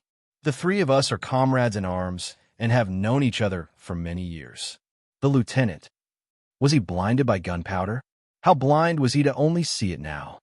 All vehicles, all vehicles, all vehicles, there are sporadic crossfire points ahead. To ensure safety, take a detour. There are sporadic crossfire points ahead. To ensure safety, take a detour. All vehicles, please reply if you receive this. All vehicles, please reply if you receive this. Car number 1 received. Car number 1 received. Car number 2 received. Car number 2 received. Soon, the 5 trucks received their replies, and the Jeep led the 5 trucks to take a detour to avoid the crossfire points. Under normal circumstances, the peacekeepers would not get involved in a crossfire like this. Now, the situation in Liabai was particularly complicated because of the addition of the rebel army. In addition, several large ethnic groups were secretly making small movements, causing the government forces to be unable to do anything else. The militants also came out to cause trouble, and they targeted both the government and several large ethnic groups. They might even secretly form an alliance. The complicated situation also made the peacekeepers sent by the United Nations to be more cautious to avoid encountering a minefield. When the female soldiers heard the gunshots, they subconsciously held the rifles in their hands and turned to look in the direction of the gunshots, but they could not see anything. Did we encounter a crossfire? Gao Xiao asked Xiao Tong in a low voice. After the two removed the needles in their hearts, their relationship became better and better, and they became good friends and comrades who talked about everything. Xiao Tong tightened her grip on the rifle in her hand and lowered her voice. I don't know. If it was a crossfire, we should be prepared. But now it's not. So it's not a firefight. Gao Xiao was a little unsure. She looked around nervously. Why does it feel like a firefight? We should be driving toward the city. Now it seems like we've taken a detour from the main road. Originally, it was a straight yellow dirt road leading to the city. Now, the car turned down and turned into another road. It doesn't matter if it's a firefight or not. We need to be vigilant and react immediately if something happens. Xiao Tong was very calm. If they really got into a crossfire, they still had guns in their hands. Hold the guns properly. If we really get into a crossfire, you'll be so nervous that you won't even pull the safety bolt. Gao Xiao rolled her eyes. Would I make such a mistake? Who knows? Xiao Tong answered with a smile, which made Gao Xiao curl his lips. Yang Zhen looked at the two who were whispering to each other and reminded them, You too, be careful. Don't talk endlessly. Pay attention to your surroundings. Yes. The two of them hurriedly answered, no longer moving closer to speak. Only Gao Xiao had a big heart and could speak when the time came. Yang Zhen chuckled and did not criticize him. Chapter 52-99. Inside the jeep, the lieutenant was very interested in the fact that the three of them were comrades. I really couldn't tell that the three of you were comrades. It was only when Lieutenant Colonel Xia took out the map and Captain Yi joined in the discussion that I felt a little strange. I really didn't expect you guys to be comrades. Including Captain Yi, you have 8 comrades in Lie by this time. Captain Yi, what's your position in the team? He didn't ask which unit the three of them were from. The peacekeeping soldiers came from several different units, and the 3 people in front of him weren't from the same unit as him. Yi Qian didn't hide anything. Sniper. A female sniper was rare in all the major military regions and all the major units in the country. At least, there weren't any female snipers in the lieutenant's unit. Therefore, the lieutenant was so shocked that his eyes widened. Sniper position? That good? Even a sniper is here. Not bad. We have a strong team now. Sniper in place, a strong team. All right. Xiao Jinyuan thought of the key point and pursed his lips. Even a sniper was sent here. They were probably going to do something soon. Just as he thought of this, 3 pairs of eyes silently looked at each other through the rearview mirror. Bai quickly retracted his gaze and focused on driving his car. Yi Qian retracted his gaze and smiled at Xia Jinyuan. The 3 of them didn't need to speak to know what each other was thinking. They had been comrades for many years and had gone through many life and death situations together. Their tacit understanding was very deep. In the camp, G3 was watching K7 play soccer with a group of Liabai children while waiting for their comrades to return. They had just received a notice that there were sporadic firefights on the way back. The convoy had already chosen to take a detour back to the camp, so their return would be delayed by about half an hour. It was very dangerous to stay out here for even a minute longer. Suddenly, there was an extra half an hour, so G3 was a little worried. As the most dangerous peacekeeping area, G3's worries weren't unnecessary. Before they returned to the camp, everything was set in stone. This could also be considered as a test for the Chinese peacekeepers. The 50 peacekeepers who passed through the village did indeed encounter some trouble. In front of the road leading to the city was an iron fence with sandbags piled behind the iron fence. The lieutenant put down his binoculars, his face a little cold. There are guns on top of the sandbags. The village where the Walla people live has always been close to the government army. Their village is a village with its own armed forces. They have been secretly supporting the government army, so they are unlikely to block the road leading to the city. In terms of actual combat experience, the first lieutenant who had just spoken had to step aside in front of the 3 people in the car. While he was still analyzing, Yi Qian pulled down the safety on his rifle and entered combat mode in the next second. Bai He, who was driving, passed a message to Xia Jinyuan through the intercom in the car. Xia Jinyuan, who took the intercom, informed the relevant personnel in each car coldly. Get ready for battle. There are unidentified people ambushing in front. Everyone, get ready for battle. They were at least 800 meters away from the barbed wire net and sandbag ambush. A total of 6 vehicles, including the Jeep, had all stalled. Yi Qian said in a deep voice, "The atmosphere is not right. Change the battle preparation to entering combat mode. I will go over and meet up with the female soldiers." She had to bring the female soldiers with her. The male soldiers definitely couldn't send anyone to command the female soldiers. She also didn't feel at ease leaving the female soldiers in the hands of the male soldiers. They didn't have a break-in period and lacked tacit understanding. Chapter 5300. When the car stopped, the female soldiers subconsciously put the rifles in their hands in front of them. The 10 female soldiers were divided into 4 directions.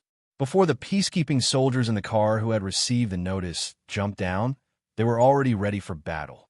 The female soldiers from China's 1st Female Special Forces Unit were more sensitive to their surroundings than the male soldiers could imagine.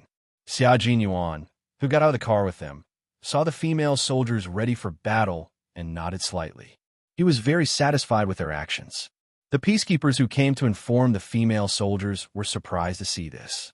They heaved a sigh of relief and looked up to inform Yang Zhen. "Yang Zhen, there's a situation in front.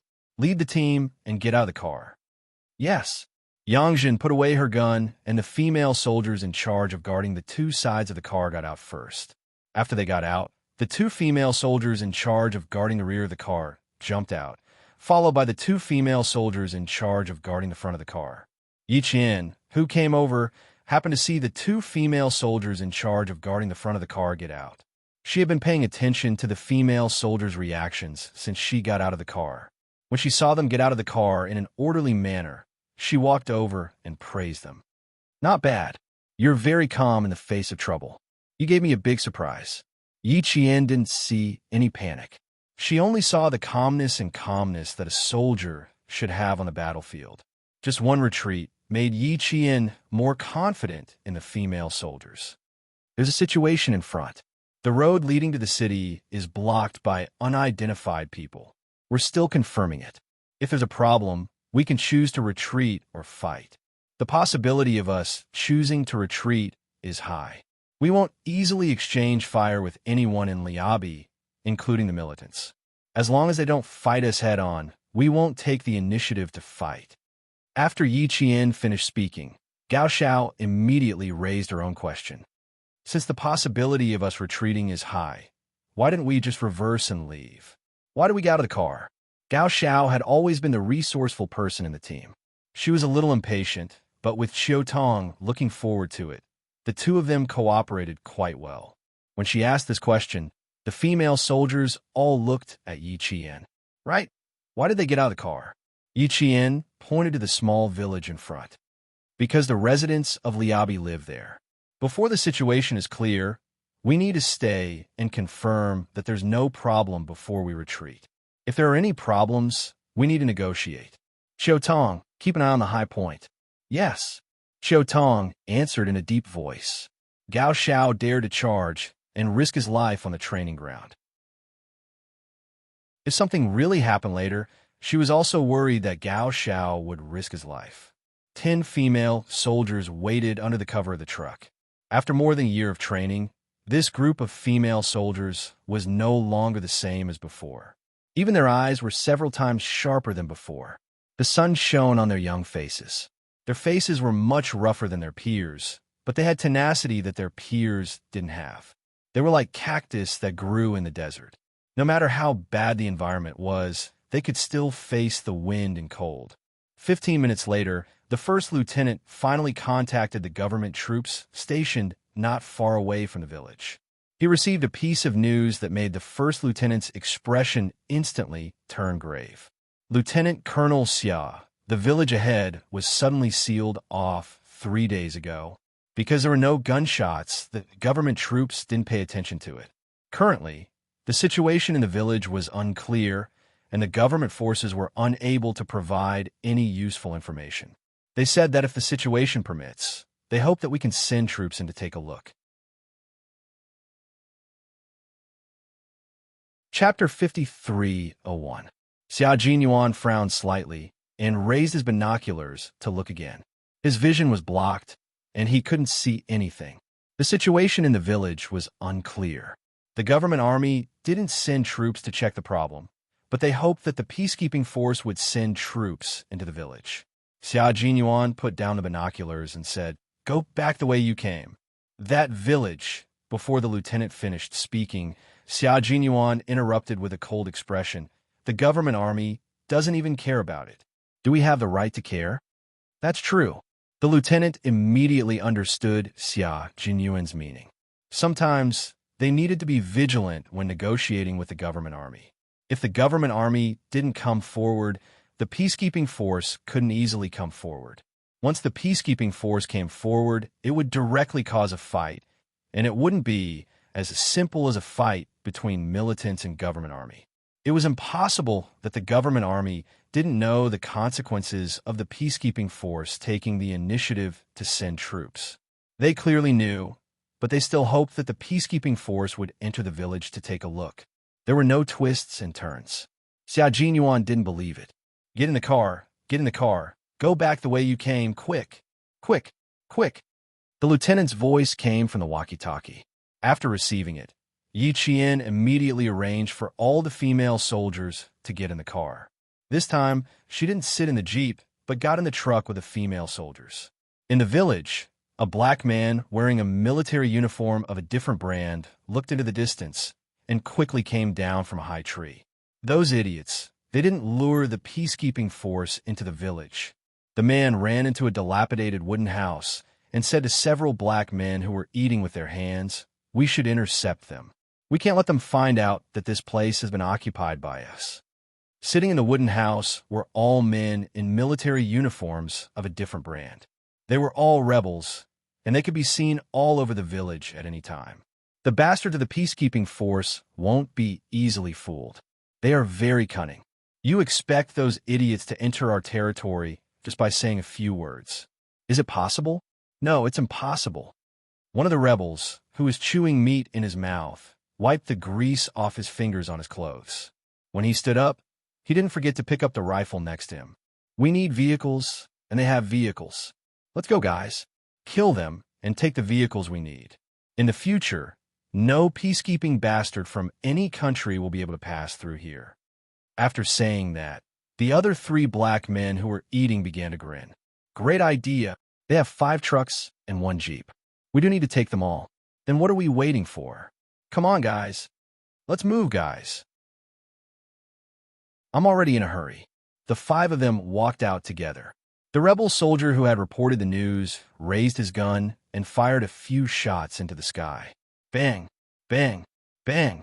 Countless rebel soldiers rushed out from every corner of the village.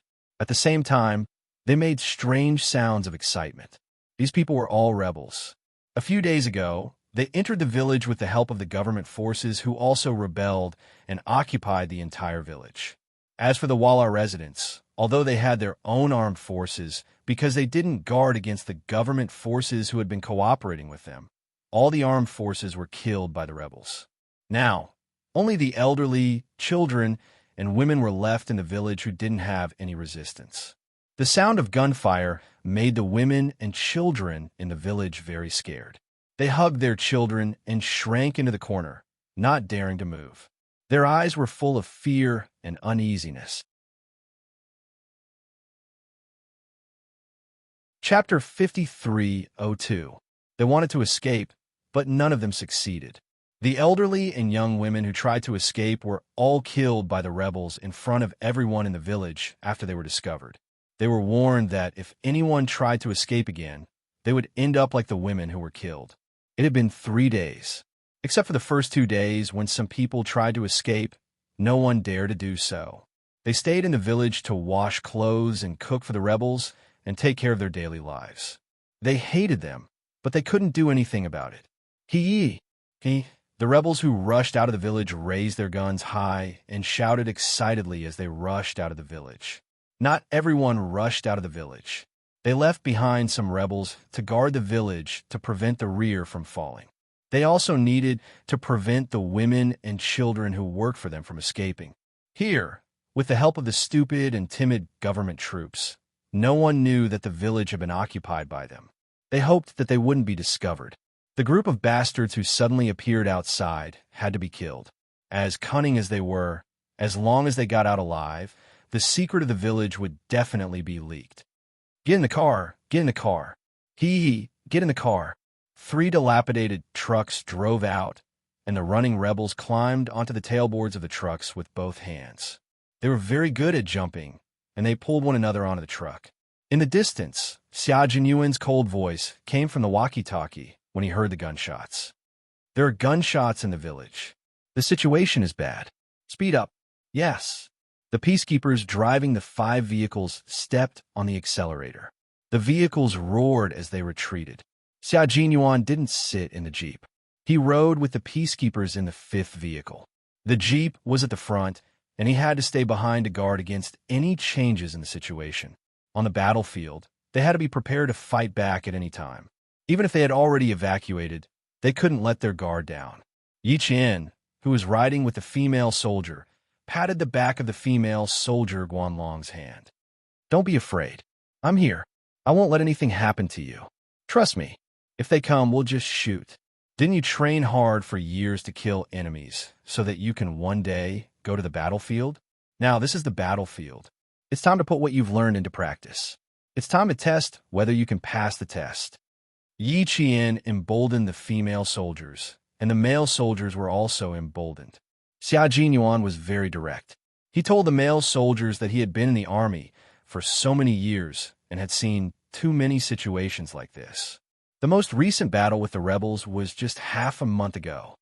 Half a month ago, it was reported that 7 Chinese peacekeepers went missing. I was one of them. I lost contact with them from that night until the next morning. On the battlefield, your greatest enemy is often not the enemy you're facing, but yourself.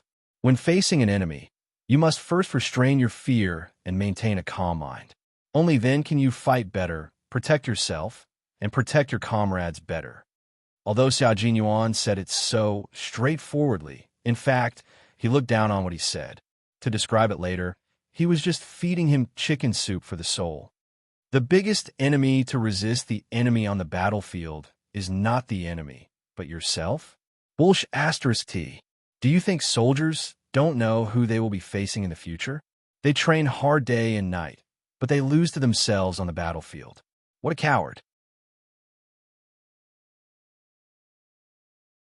Chapter 5303. Based on Xia Jinyuan's temper, if it was a soldier under him, he would have kicked him long ago. He would kick him until he got angry. The peacekeepers who had just arrived from China and had not even entered the barracks, yet were already likely to encounter gunfire. No matter how calm this group of soldiers was, they were more or less a little nervous.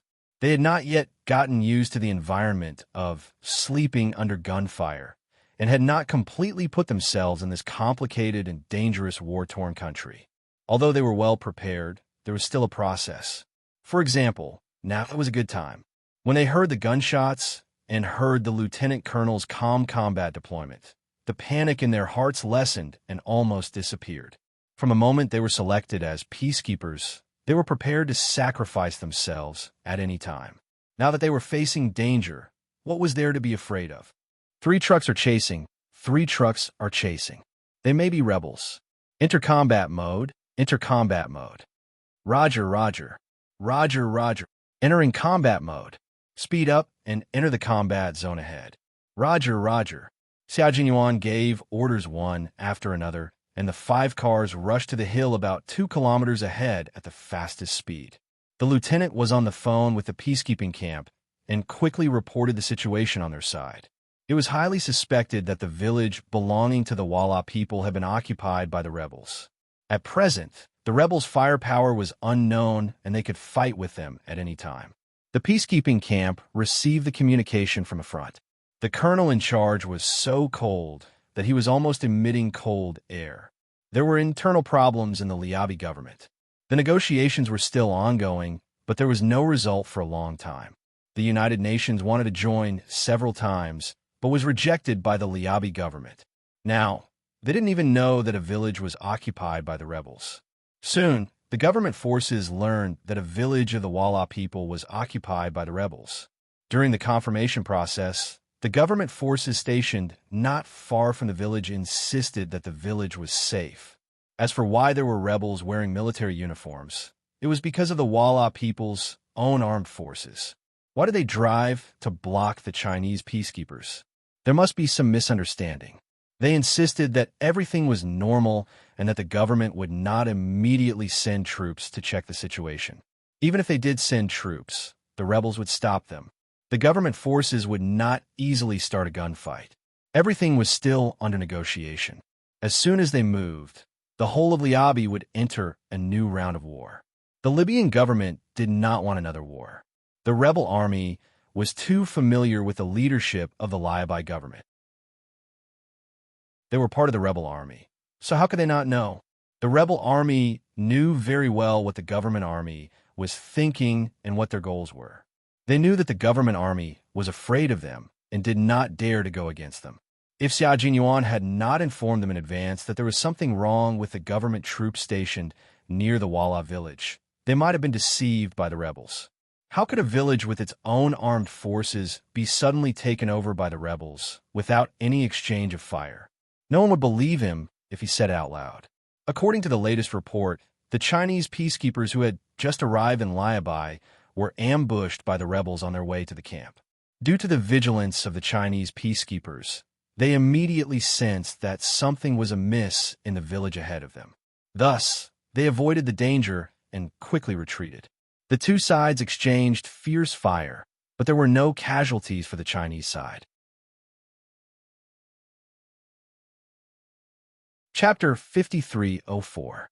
The reporters at the front immediately reported the situation of the battle and zoomed in on the crossfire area.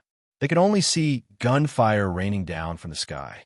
Bullets rained down on the surrounding dust, and even the clarity of the image was affected. The reporters at the front reported in more detail. First, they showed the scene of the peacekeepers taking an oath in China. Then, the scene changed to the peacekeepers taking the oath and fighting to the death with the Libyan rebels. The situation of the battle was transmitted back to China through satellite transmission and real-time news reports. It allowed the Chinese people to see our peacekeepers fighting bravely on the battlefield. They were not afraid of blood and sacrifice. They were fighting to protect the peace of this land. Being able to fight and win is an iron standard. This is a requirement for every peacekeeper. It is also the best test of the combat effectiveness of the troops. Here, we can see our peacekeepers using their actions to tell the Libyan people that they are using their guns and their lives to protect the peace of this land. Although the reports from the war reporters were a little emotional, every word was true. There was no falsehood. The peacekeepers of our country did indeed use their lives to protect the peace of this land. They kept moving forward, always maintaining the fearless bravery of our soldiers, and with their unrepentant efforts, they showed the indomitable, brave, and tenacious fighting style of our local soldiers. Yang Zhen, retreat to the left. Cover from the back. Yes.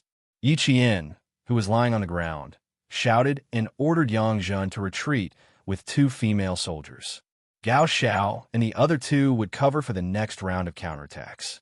There were gunshots all around.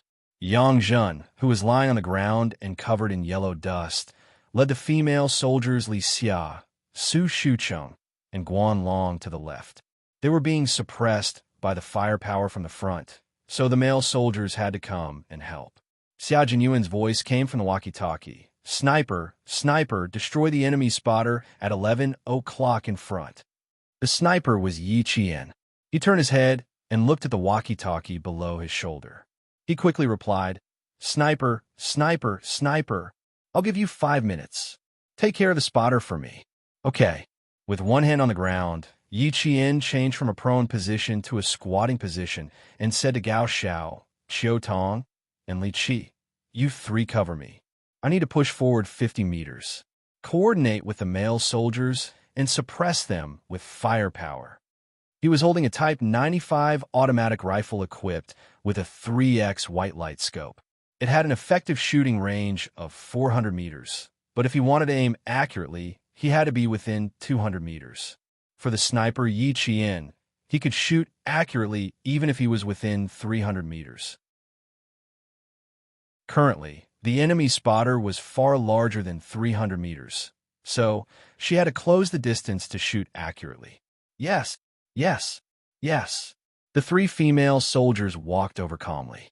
After firing the first bullet, the 10 female soldiers entered combat mode at the fastest speed. They picked up their Type 95 automatic rifles and began to defend themselves. The rebels had taken the initiative to fire the first shot, violating the United Nations Treaty. In that case, the peacekeepers could immediately choose to fire back.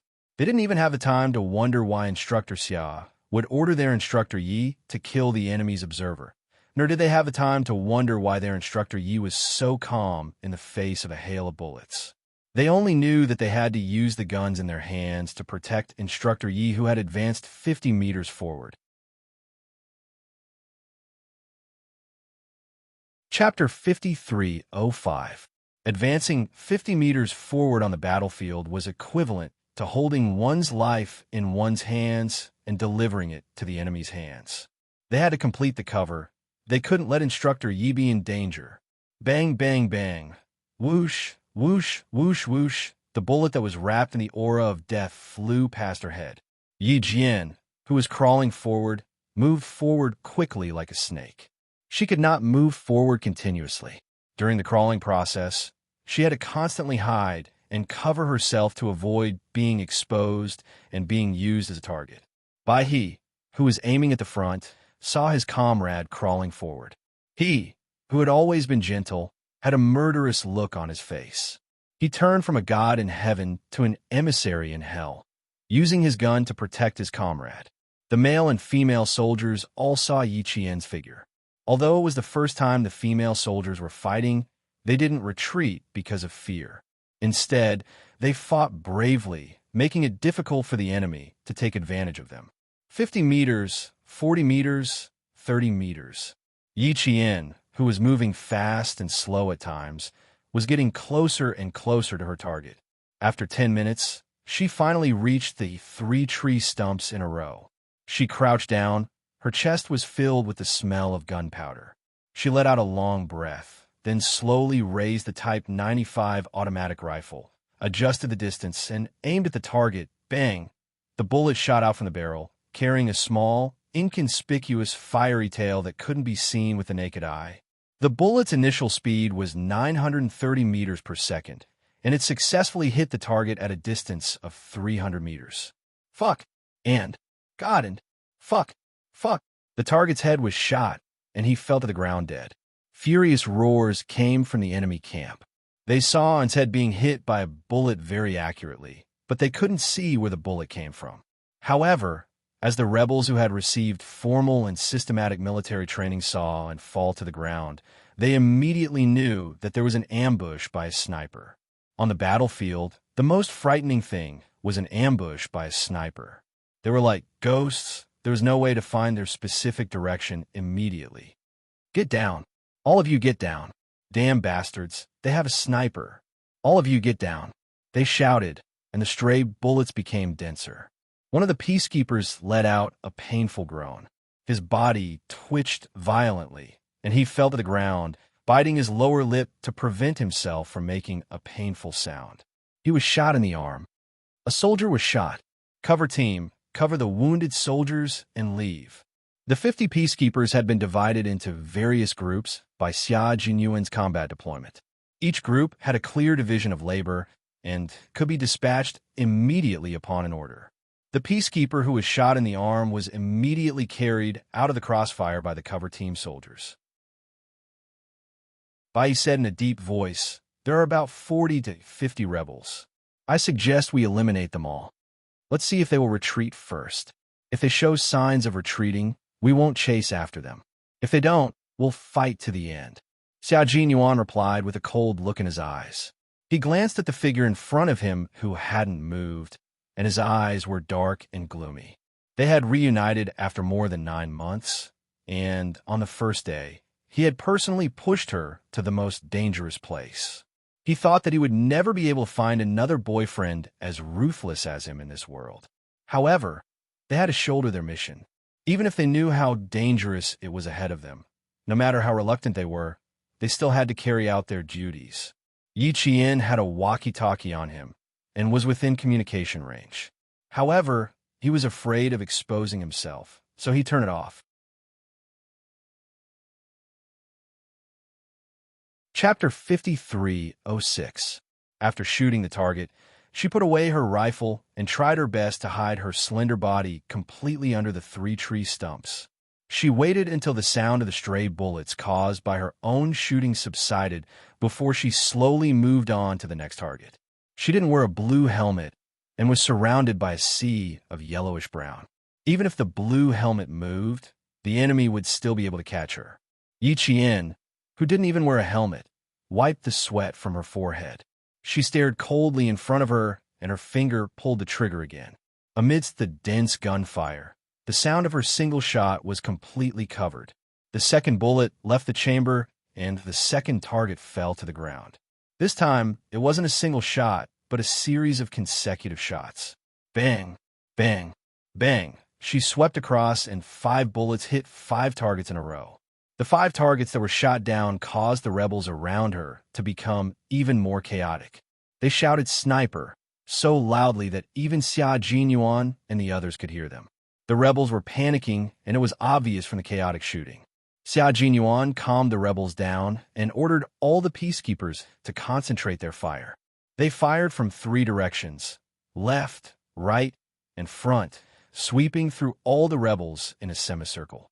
He was very much in favor of eliminating them all. After hitting several targets in a row, Yi Qian stabilized herself and began to slowly retreat. The rebels wanted to find a specific direction of the sniper, but Xia Jinyuan didn't give them a chance. He launched the last round of gunfire from the top of the small hill. After the sound of gunfire, who knew how many rebels were killed on the spot? The rebels began to retreat as they fought, fleeing in the direction of their parked trucks. Retreat, retreat. Quick, quick, retreat. Get back to the vehicles. Everyone get back to the vehicles. The remaining rebels shouted loudly, and one of them kept urging Yi Qian, who was ready to retreat, slowly raised her pistol. The target was 320 meters away, and the effective range of the rifle in her hand was 400 meters. There was no wind, so she could give it a try. She locked onto the target, and the bullets whizzed past her ears like the whispers of the Grim Reaper. Despite being in danger, Yi Qian remained calm. She didn't panic or fear and calmly ended her shooting of the last target in this battle. The sound of a single gunshot rang out again. The man who was commanding the rebels to retreat in the chaos suddenly froze. After about 5 seconds, his body tilted to the left and fell to the ground, dead on the spot. "Fred, Fred!" Someone shouted loudly and tried to pull up the guy who had been shot. The rebel soldiers who were retreating while shooting did not help him. They had to escape. They had to escape immediately. The peacekeeping soldiers didn't chase after them as they continued to shoot from a distance. They only stopped shooting when the 3 old trucks of the rebel army had driven away. The female special forces soldiers who fought for the first time demonstrated the combat effectiveness of the first female special forces. Like a newly polished sharp knife, they cut a bloody path in the fiercest manner and gave themselves a satisfactory answer. The fighting stopped, and the surroundings were dead silent. The wind that blew overcarried the thick stench of blood that made people want to vomit. The female soldiers who fought bravely a few minutes ago all turned pale, their stomachs churned, and waves of nausea rushed to their throats. Blurg. No one knew who suddenly vomited, but it immediately caused a chain reaction, and several more vomiting sounds followed. It was a very normal physiological reaction.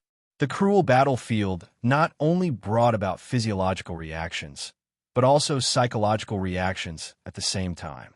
Why did some soldiers have post-battle wounds? It was because it was too bloody and too cruel.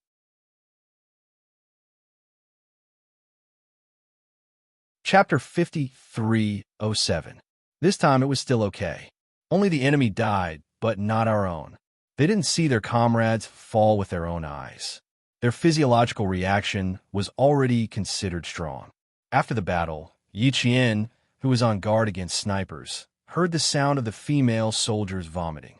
He looked back with heartache and sighed softly. There was a process like this, and it was over once they got through it. 5 minutes later, Yi Qian retreated to the hill under the cover of Xia Jinyuan and Bai He. The female soldiers had stopped vomiting, but their faces were frighteningly pale. Yi Qian opened his arms and hugged the female soldiers. His clear voice came slowly. "You are very brave, braver than I thought. You are the real female special forces in my heart." Instructor Yi. Gao Xiao buried her head in Yi Qian's shoulder. Her hands were still trembling, and her heart was more panicked than before the battle. "Aren't you afraid?" she asked in a low voice, and her voice was very hoarse. Yi Qian smiled slightly. "I started carrying out missions when I was still in my first year of university. I'm no stranger to fighting like today. I was afraid at first, but later I wasn't. Because we are fighting for justice, so don't feel burdened. Soldiers are trained for 1,000 days to be used in a single moment. Now is the time to be used. You are female special forces, so you can't be defeated so easily." Perhaps Yi Qian's comforting words were effective, but the female soldiers' complexions gradually improved. The male soldiers' condition was slightly better than the female soldiers. They didn't vomit, and only a few of them were a little pale. This was the first time they had killed an enemy with a gun. Seeing a living person die under their own gun, they would have a psychological process. The whole battle lasted less than an hour. The rebel army was on a whim and didn't prepare to send out troops. They pointed their guns at the Chinese peacekeepers who were ready and on standby. From the moment they showed their guns, they were doomed to fail. All the rebel army was annihilated. This time, the news report didn't announce the total number of casualties. This was to protect the peacekeepers and not to agitate the rebel army. At the end of the battle, the scene was a mess. No one cleaned up the scene, and no one cared about the corpses lying on the ground below the hill. 5 trucks carrying peacekeeping soldiers quickly withdrew from the battlefield and headed for the camp. One of their soldiers had been shot in the arm and was only given a simple bandage. They had to rush back to the camp to retrieve the bullet as soon as possible.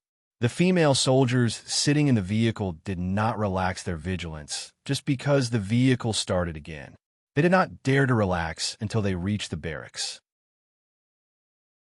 Even if the tragic scene of the enemy's defeat flashed through their minds from time to time, even if the memory made them somewhat flustered, they could not relax. Yi Qian shouldered the responsibility of comforting the female soldiers. Along the way, he chatted with them and mentioned 2 things that she had experienced in the past. She didn't mention the specific time and mission, so the female soldier thought that the mission she mentioned was something that happened during the 9 months she was away. With Yi Qian's timely counseling and the fact that Yi Qian was the instructor who led the female soldiers, they trusted Yi Qian very much from the bottom of their hearts. Gradually, the fluctuations in the female soldiers' hearts calmed down, and they slowly walked out of the shadows of the battlefield. As special forces, they were much more accepting than ordinary soldiers. Their ability to withstand pressure was also much stronger. After all, their position was to carry out high-risk missions. They only needed to effectively comfort them, and they could smoothly get through it.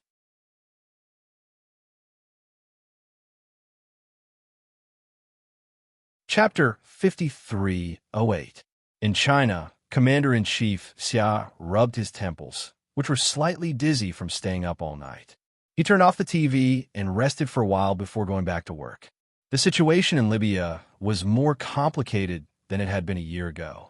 China had sent a total of 370 peacekeepers, and their mission was extraordinarily heavy. The peacekeepers were in danger, and so was the construction team supporting the construction of Libya. The Snowfield Brigade Special Forces, which had been sent out a few months earlier, had arrived with Yi Qian. The real mission for them should be coming soon.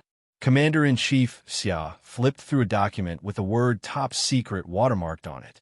This was personal information and also the mission Xia Jinyuan and the others had to complete. A core scientist from a certain country had been placed under house arrest for a year because he wanted to return to China to work. The Snowfield Brigade's Special Forces mission was to rescue this scientist and bring him back to China. 5 months ago, the National Defense Headquarters received an email full of strange symbols. After receiving the email, the information processor did not treat it as a prank email because the email was encrypted. Those who knew the email address were all protected people. After receiving the email, the information processor immediately reported it to the National Defense Signal Management Center. After 3 days of deciphering, the contents of the email were finally deciphered. A scientist who had achieved success in a certain country's core technology had secretly decided to return to China to work. Without alerting anyone, he bought plane tickets for his entire family and planned to return to China through a transit system. The scientist knew the consequences of his decision, so he did not tell any of his friends, not even his lover or children. Unfortunately, he was controlled the night before he left. All the information in his hands was confiscated, including his home phone and his laptop. Before the laptop was taken away, he said that he had a rather important document that needed to be sent to the research center because the research center would need it tomorrow morning. Using the last chance to access the computer, the scientist used a special method to send the email back to the country without leaving any trace on the computer. The printed symbol email was now in the hands of Commander-in-Chief Xia. It was composed of various chemical symbols, molecules, physical formulas, mathematical formulas, and even Roman numerals. It was like a heavenly book. If ordinary people saw it, they would definitely treat it as spam. After it was deciphered, it immediately attracted the attention of the higher-ups. In order to verify the authenticity of the email and the identity of the scientist, the National Defense secretly sent people to investigate. The results were sent back to the country a week ago. The contents of the letter were true. The scientist was under house arrest. Everything was true. Rescuing the scientist, his wife, and his child was an urgent matter. After several meetings, considering that there were still scientists' wives and children that needed to be rescued, Yi Jian joined the peacekeeping team and went to Lai Bai to meet Xia Jinyuan. However, Commander-in-Chief Xia did not expect Yi Qian and his men to get into a fight with the rebels before they even arrived at the campsite. One of the peacekeepers was shot in the arm. At 4 o'clock in the afternoon, 50 peacekeepers arrived at the barracks. The injured soldiers immediately underwent surgery to remove their bullets. The female soldiers were also arranged by the peacekeepers in charge of logistics. Yi Qian did not have to do everything himself. After the car entered the camp, Bai parked the car and immediately informed his comrades. When they saw their captain bringing Yi Qian over, G3, T6, V8, and Z7, who had been standing still, suddenly ran towards Yi Qian.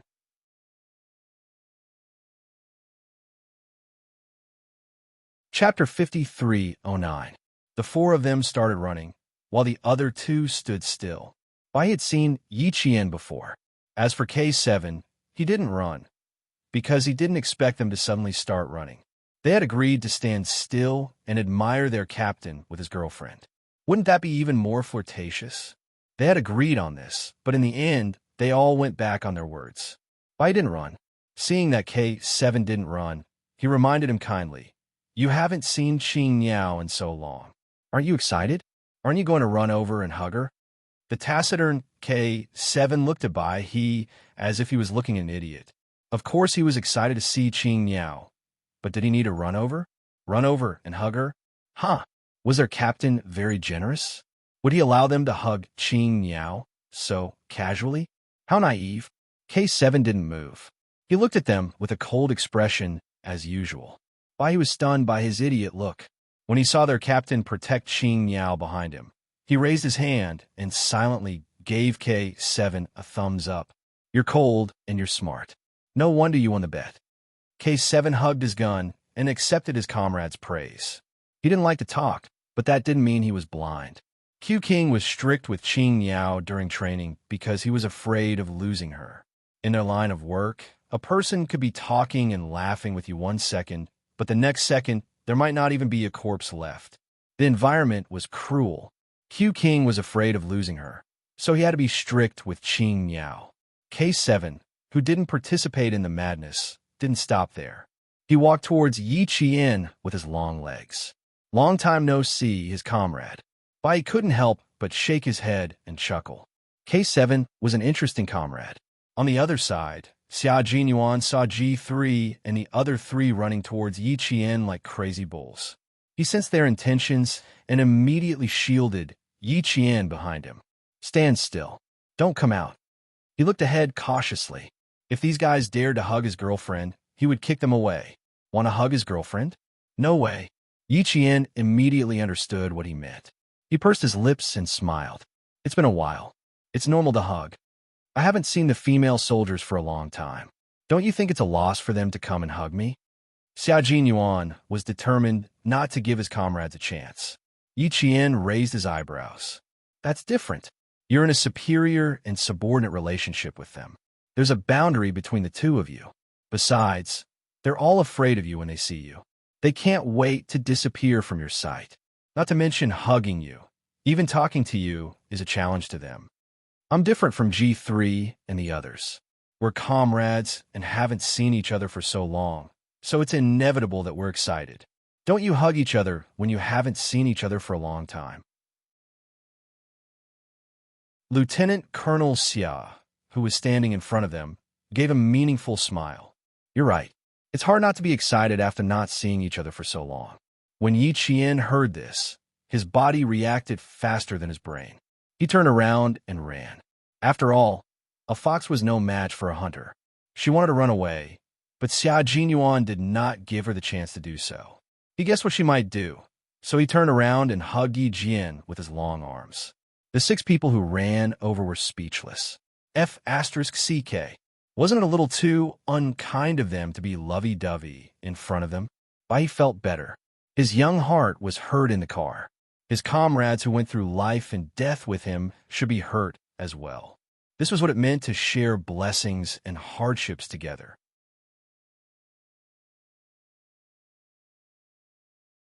Chapter 53:10.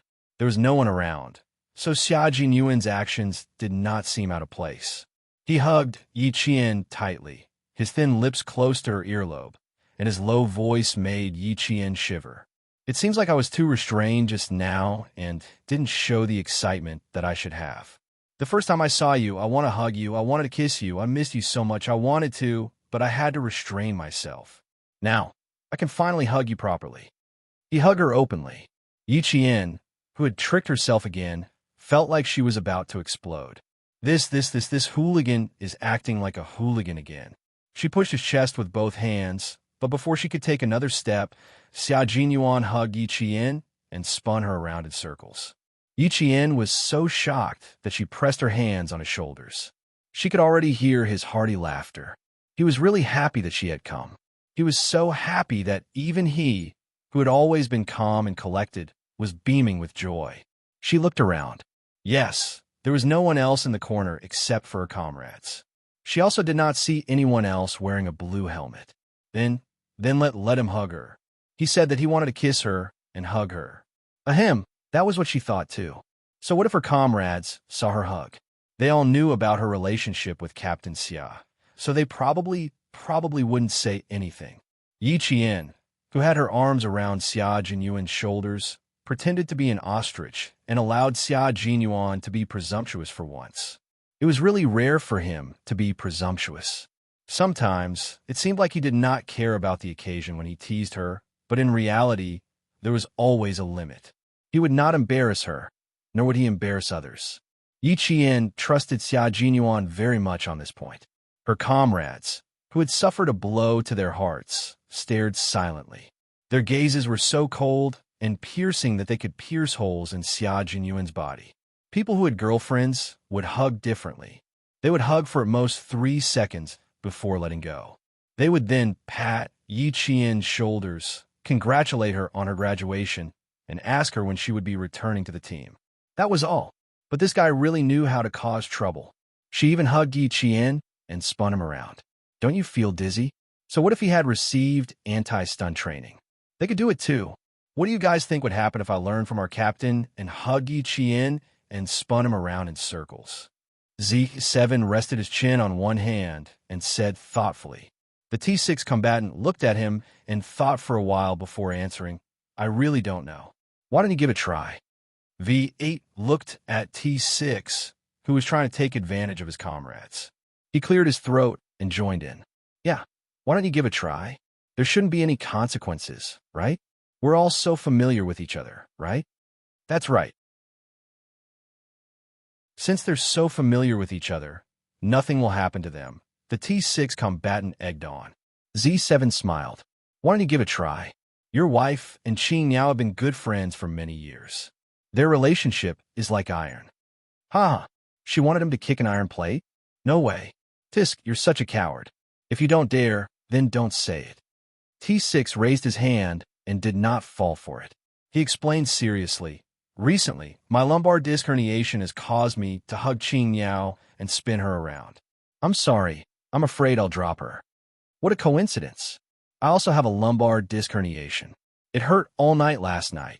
Z7 put his arm around T6's shoulder like a fellow sufferer. He had a pained expression on his face. Io, it's starting to hurt again. I need to put on plaster. What a coward. This time, even G3 felt that Z7 was a coward.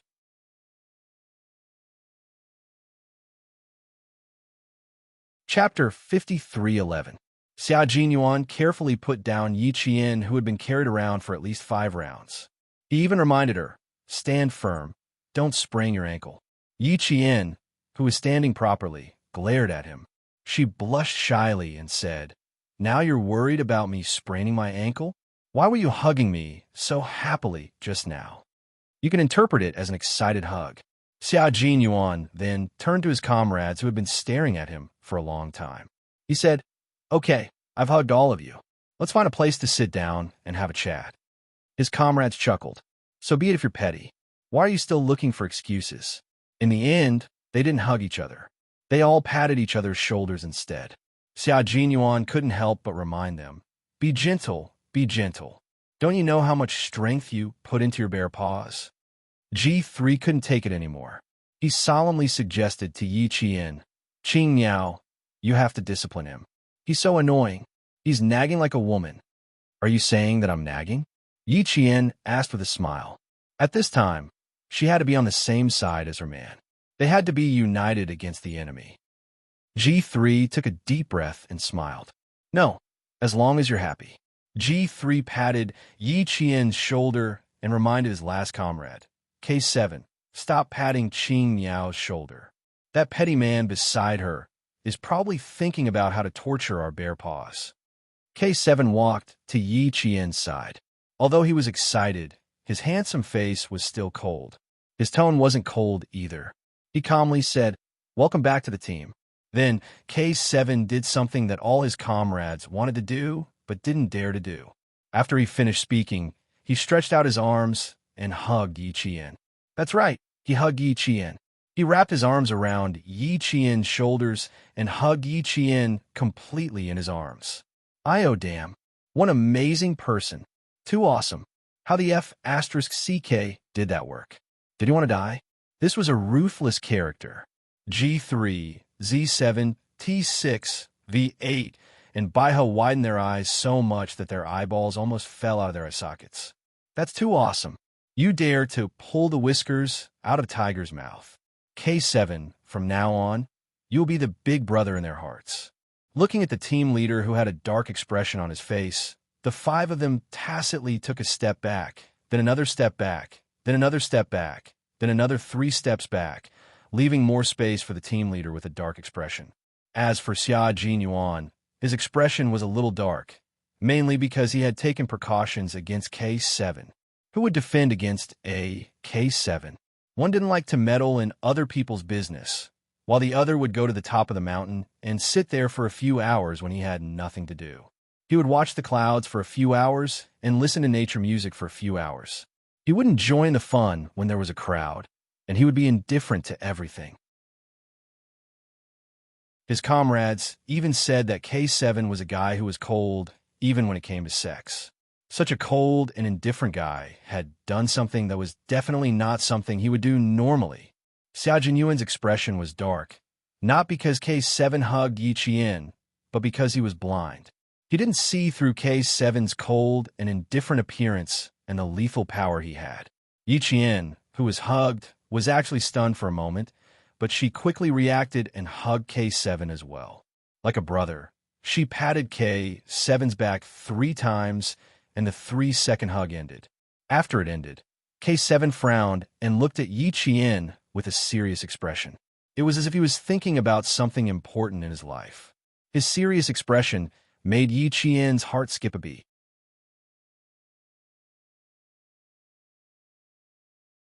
Chapter 53:12.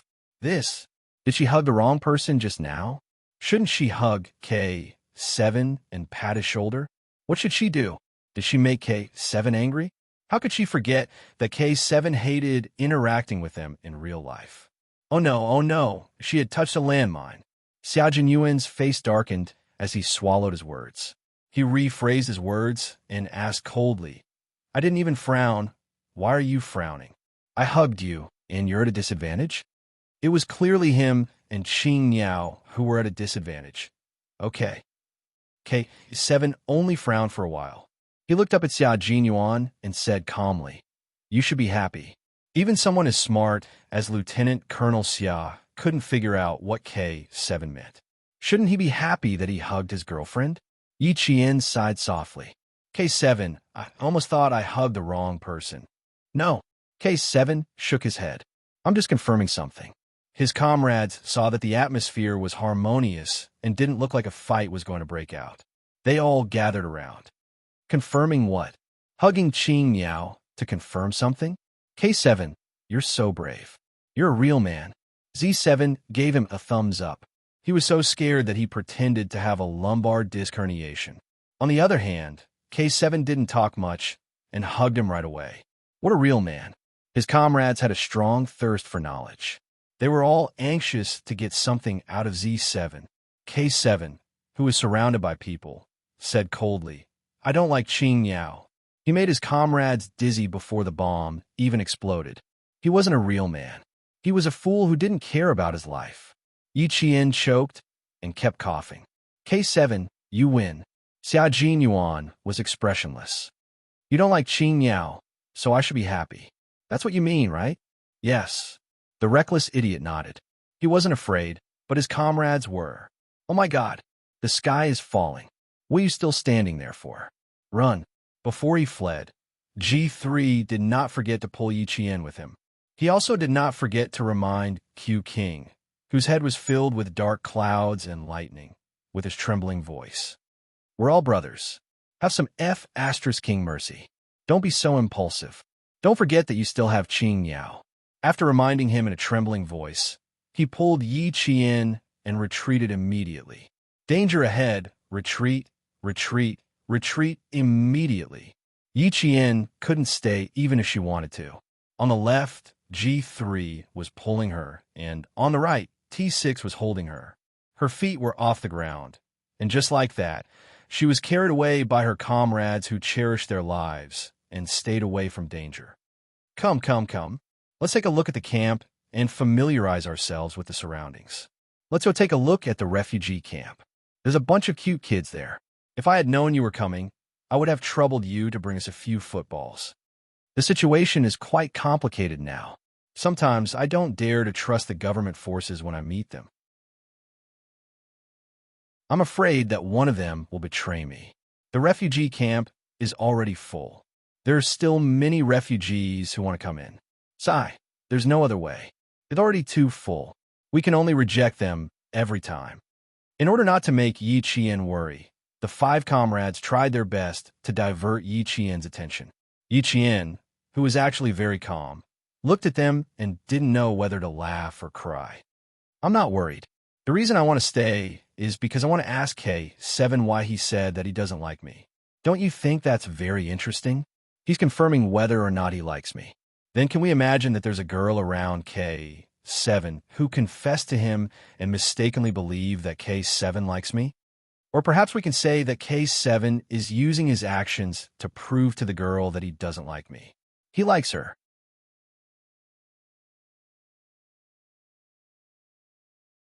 Chapter 53:13. The silence was terrifying. The beast-like Special Forces soldiers on the battlefield were stunned again. This is right. Why didn't we think of this? F*CK. Did we miss a big show again? Why don't we go back? Go back. Really? Really? The last sentence was said by Yi Qian. She decided to go back and take a look. Then what are we waiting for? Let's go back. K7, who was chatting with Xia Jinyuan, was leaning against a tree. He was probably looking at Kazakage as he was looking into the distance. He was holding his rifle, and there was a hint of confusion on his cold face. Hug her. I feel like hugging her forever. Hug Qing Niao. I don't feel anything, K7 said, and the confusion in his eyes deepened. She said that I like Qing Niao. Xia Jinyuan rubbed his forehead. F*CK. Relationship counseling was not his specialty. It was rare for K7 to speak his mind. So how should he comfort him? G3 and the others ran away faster than rabbits, so he didn't even have anyone to talk to. Why don't I pry the identity of the she from the clam first? Who is that she ? Colonel Xia, who had accidentally learned a big secret, pretended to be serious. You have to understand what she is thinking first. Then you can take the right medicine. You know her, Zhou Jin. She said she has a brother called Xia Jinyuan. Xia Jinyuan. What the F*CK do you want me to say? He thought he knew K7's secret, but he didn't expect him to know his cousin's secret as well. Half a year ago, when he contacted his aunt, she said that Yi Jin was a telephone operator, but she was even busier than when she was in the military. She was so busy that she didn't even have time to have a boyfriend. Did she not have time to have a boyfriend? She obviously had a boyfriend behind her family's back. No, he had to take a break. The day had been too eventful, and his heart couldn't take it anymore. Comrade Xia Jinyuan, who had changed from standing to sitting, took deep breaths to accept all the explosive secrets he had heard as soon as possible. You should be her brother. That's why I'm telling you. K7 sat down as well. Xia Jinyuan's expression said, I'm deeply affected and can't accept it for a while. I need a good rest. He didn't stop talking. She chased after me first. Xia Jinyuan closed his eyes and said, If you don't want me to support you, then shut up. Chase after him first. What's wrong? Is it not enough to chase after you? There had always been a shortage of girls in their family, and all of them were doted on by their families. Back then, Xia Yiwei hid it from her family, not daring to let them know that she had been bullied by that bastard Hozi. Later, before they got married, his eldest uncle, his father, youngest uncle, and aunt all showed up. They were all dressed in military uniforms and directly threw their guns on the table, letting Hozi choose one and shoot himself in the leg. Later on, Hozi told them that he, as the boss of the underworld, had almost peed his pants in fright at the sight of the leaders. This time he was awesome again. First, he chased after her, and now, he was being kept in suspense. If it weren't for the fact that he knew K7 and knew that he wasn't a playboy, he would have definitely beaten K7 up today. Then what do you mean now? You don't like her, right? If you don't like her, then reject her directly. There are plenty of girls in our family, Xia, who are chased after and doted on. At this moment, Xia Jinyuan's expression was really ugly. K7 frowned again, retracted his gaze, and looked at Xia Jinyuan without blinking. He said word by word seriously, I hugged her before, and I was very emotional. You hugged Qing Niao just now, and you were very emotional.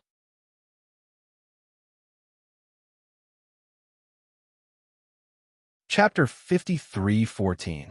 His comrades who ran back did not hear the first part of the conversation. They only heard this sentence. I hugged her. I was so excited.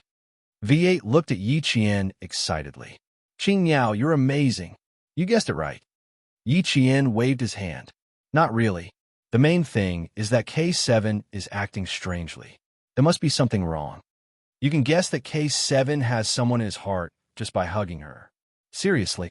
G3 fell silent as he spoke. He turned to his comrades beside him. Now I understand why K7 was able to guess that Q King was so flirtatious. It must be because Qing Niao is coming over. This guy must be thinking about her too. T6 stared at him. No wonder I lost. Come on. With your IQ, you'll only lose. V8 rolled his eyes. You're still talking about marriage. You don't know anything. Z7 also felt that he had lost unjustly. He had been through a lot, yet he lost to K7 just like that. How stupid. Lower your voice. Let's see which girl Z7 likes. Yi Qian gestured for his comrades to lower their voices. That made sense. They could not miss out on the most important information. It was quite difficult to pry some personal matters out of Z7.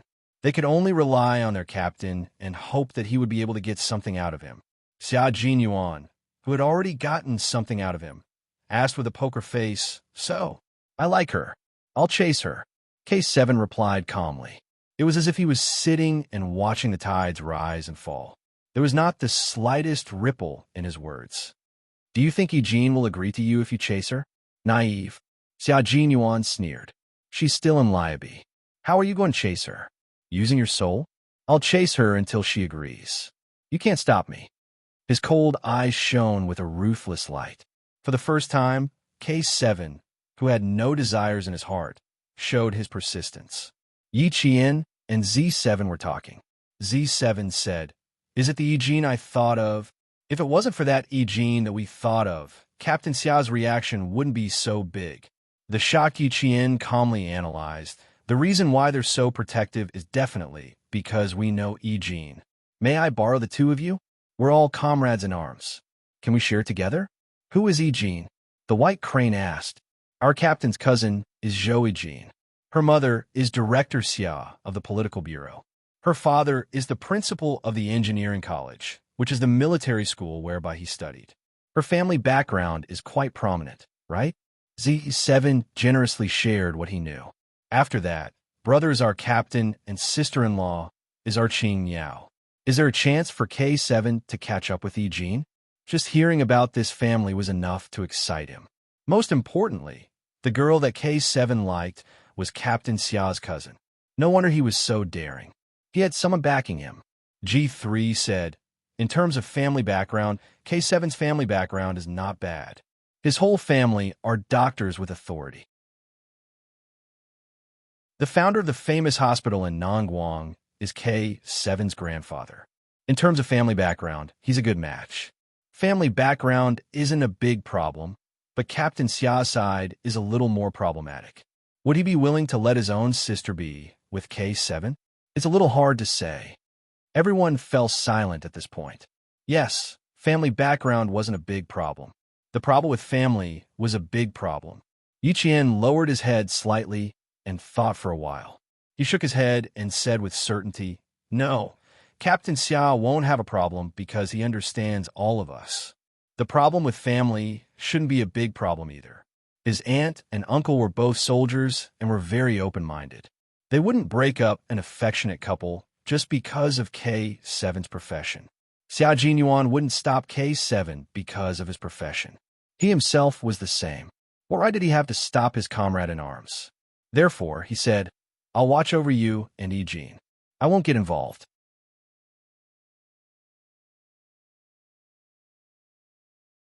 Chapter 53:15. Xia Jinyuan made it very clear that he would not help K7 pursue Eugene just because they were comrades. He would also not stop K7 from pursuing Eugene just because he was Eugene's brother. The matter between the two of them should be dealt with by themselves.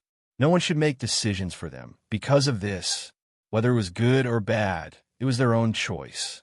K7 did not answer immediately. After a moment of silence, he said calmly, "I'm afraid of you. I won't say it.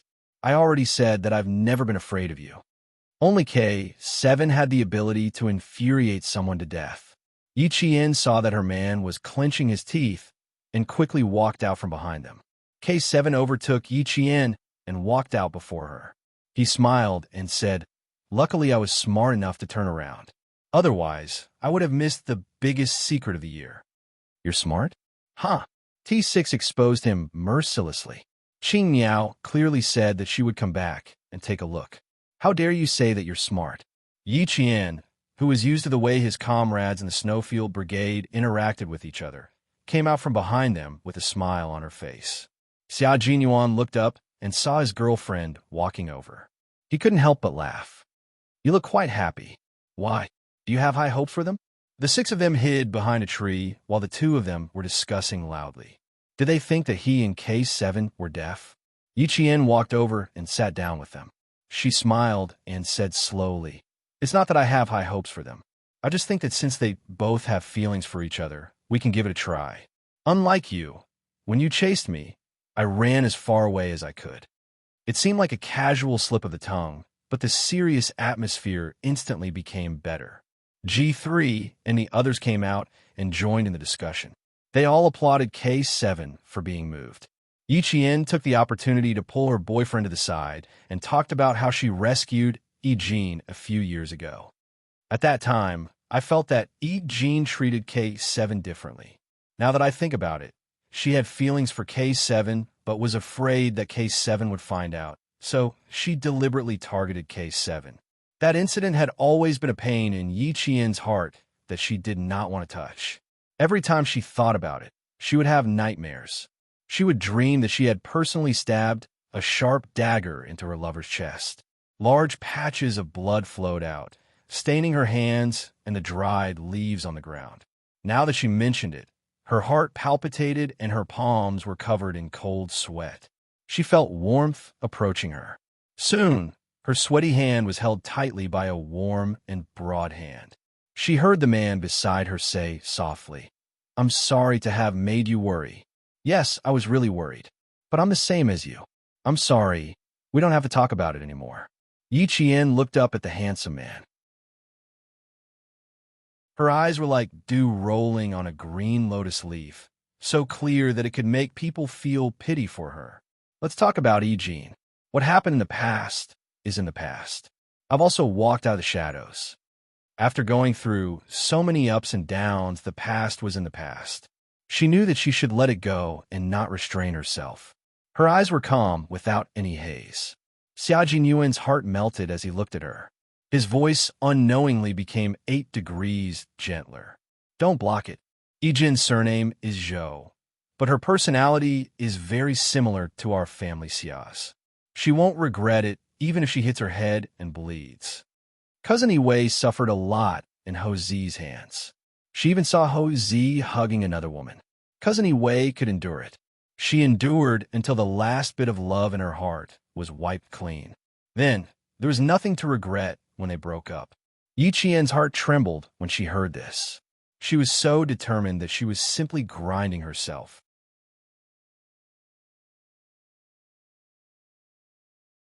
Chapter 53:16. However, it also meant that Family Xia's daughter had a firm heart. She was ruthless to herself, but she was also good to herself. Since she wanted to break it off, she would do it cleanly. She did not want to leave any memories for each other. The good and the bad would all end with the end of their friendship. For the rest of her life, that person would never appear in her dreams again. She would never shed a tear for that person again. Sometimes, being ruthless to yourself would help you live a better life in the future. Since Yi Jin has been interested in K7 for a long time, if I stop her, it will hurt the friendship between comrades. What does it have to do with me as her brother? Secondly, it will make Yi Jin more rebellious. The more I stop her, the more she will want to go. Why don't I just let her go and let her go? She will only know how to appreciate happiness after tasting all the joys and sorrows of life. Every sentence made sense. Yi Qian nodded gently. Then we won't interfere. Let nature take its course. He smiled and said, K7 is a blockhead. Now that the blockhead has sprouted, he will definitely treat Yi Jin well in the future. If he isn't a good person, I won't let him go either. Xia Jinyuan raised his eyebrows. Deep in his heart, he also felt that the two of them were quite compatible. Yi Jin was a clown. She was like a ball of fire and was born to be optimistic. Her words were like pearls that made people laugh. Everyone in the family loved and spoiled her. On the other hand, K7 was a cold blockhead. If he did not take the initiative to talk to someone, he would need a ball of fire to warm him, burn him, and roast him. Just now, when he mentioned Eugene, the gleam in his cold eyes scared the captain. At that time, there was only one thought that flashed through his mind. F***CK. I finally saw a living case 7. He really thought so. On one side was his beloved sister, and on the other side was his most trusted comrade. He knew the character of both of them very well. If the two of them could really get together, he sincerely wished that the two of them would be together forever. The news of K7 falling in love with a girl swept through the hearts of the other 3 bachelors like a gust of wind. V8, Baiha, and Z7, the 3 of them secretly bid on their handkerchiefs countless times. All of them were secretly thinking that they must take a vacation when they returned to China. They wanted to take a vacation and go out to find girlfriends. They wanted to end the sweet attacks from their comrades. They wanted, before they could come up with a plan, and before Eugene could bring the female soldiers out to patrol, a total of 8 Special Forces soldiers from the Shuiyu Brigade were sent to a construction site in Liabi on the 4th night of their arrival. When the female soldiers found out that their instructor Yi Qian was leaving, they couldn't bear to part with him for a while. They held on to his hand and asked him pitifully when he would be back. Yi Qian, who received the mission, smiled and patted Gao Zhao's head. I'm not in the same group as you guys, so it's normal for me to go to another camp. I'm not sure when I'll be back. I'll come back when the construction is over, or I might go to the next construction site. Speaking of this, the female soldier's heart turned cold. She pulled Yi Qian's hand, and her eyes turned red again. When the Special Forces soldiers sitting in the white armored bulletproof car saw this, they couldn't help but laugh. This group of female soldiers was quite attached to Qing Yao. It was obvious that they had deep feelings for Yi Qian. Yi Qian didn't say much to the female soldiers. She had said everything that needed to be said. She always relied on herself to walk the path she wanted to take, and not others. The female soldiers were very capable. They could shoulder their own responsibilities. They were all brave and responsible Chinese soldiers. It wasn't until the armored bulletproof car was far away from the camp that the female soldiers reluctantly looked away. Their hearts were empty as the car drove away. It was very uncomfortable.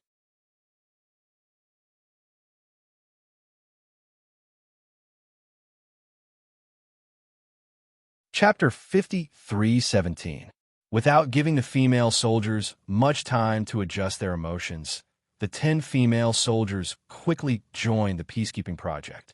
Hearing a sharp whistle from the refugee camp, the female soldiers with rifles on their backs quickly rushed in the direction of the whistle. Something had happened in the refugee camp again. What feelings of sadness and parting. As the whistle became sharper and the sounds of fighting became louder, the female soldiers focused all their attention on the emergency that they had to deal with. In the armored vehicle, Xia Jiyuan's gaze swept across his comrades one by one. There was a rare coldness in his voice. This time, we entered the country as mercenaries to rescue a scientist's wife and child who were under house arrest. Our master is in charge of rescuing the scientist's wife and child. X and the other 12 are in charge of rescuing the scientist. Both sides will work together to send the scientist and his family back to China. According to reliable information from above, the scientist's wife and son have been secretly sent to Melbourne by the other country. The 8 of us will have our identities erased and will enter Melbourne as illegal mercenaries until we successfully rescue the scientist's wife, Alice Chung, and their son. Brothers, this mission is more dangerous than the previous one. We are illegal mercenaries. The local police and soldiers of Melbourne can execute us on the spot, and our country will not intervene. After entering Melbourne, you and I are no longer Chinese soldiers. Our past glory will be completely erased, and all traces will be erased. Our identities will be illegal mercenaries, the kind that no one will collect our bodies after we die. The news was so shocking that the Special Forces soldiers were not afraid at all. Instead, they felt at ease. G3 let out a long sigh. Now we finally know why we were sent here, for peacekeeping, for no reason. The real work is here. Melbourne, this is the 2nd time we've been to this place. Q King, you've lived in Melbourne for a long time. You're familiar with the place, so we'll follow you. Other than Yi Qian, everyone, including Bai He, heaved a sigh of relief. From July until now, I've been foolishly thinking that peacekeeping is just peacekeeping. Sigh, now that I think about it, I was really too naive. Our leaders are too good. They started the arrangements 5 months in advance and are very good at keeping a low profile. Their country was indeed very good at keeping a low profile. Otherwise, how could it be a big country? Finally, the Special Forces soldiers who were waiting for the real mission were relieved. Yi Qian, who had only been in Liabi for less than 3 days, looked at her comrades' relaxed expressions and let out a sigh of relief. Since her comrades had become illegal mercenaries, their mental fortitude was not ordinary. She had to learn from them. Xia Jinyuan noticed Yi Jian's quiet exhalation and turned to look at Yi Jian. You don't have to feel too burdened since it's your first time on such a mission. Although our identities have changed, we will immediately revert back to normal when we return. The prerequisite, return. Yi Jian, who was well aware of the situation, smiled brightly at him. She knew, so he didn't have to worry about her. They would definitely return alive. They would not lose their lives in a foreign country. Melbourne was a country where criminals dared to point their guns at the police. Back then, Cobra, who was a drug dealer, a painter, and a successful Melbourne businessman, was eliminated. He worked as a spy for a certain country under the cover of Cobra, who was a drug dealer, a painter, and a successful Melbourne businessman. Even so, it did not cause much of a stir in Melbourne.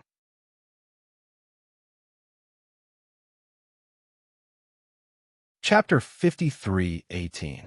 Because there were too many people like Cobra in Melbourne, and there were also many criminals more powerful than Cobra. The Melbourne government would not care about Cobra, who had been killed by an unknown person.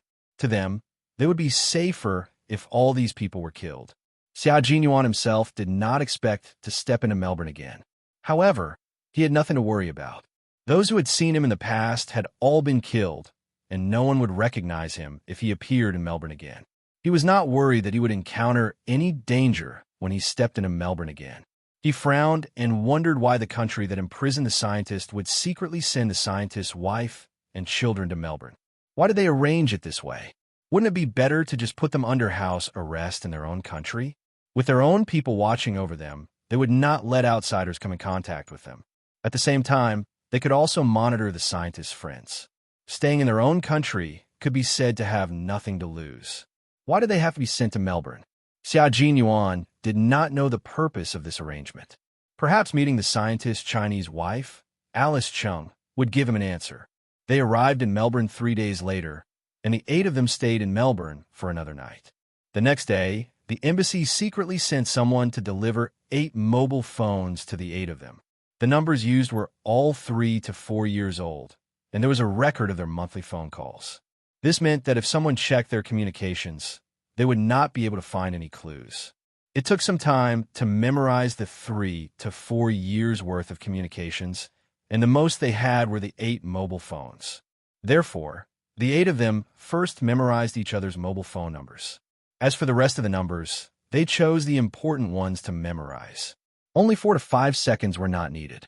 In order to protect the 8 special forces, who were now illegal mercenaries, the country helped all the details that could be helped so that there would not be any hidden dangers in the future. Yi Jian was the best at marking.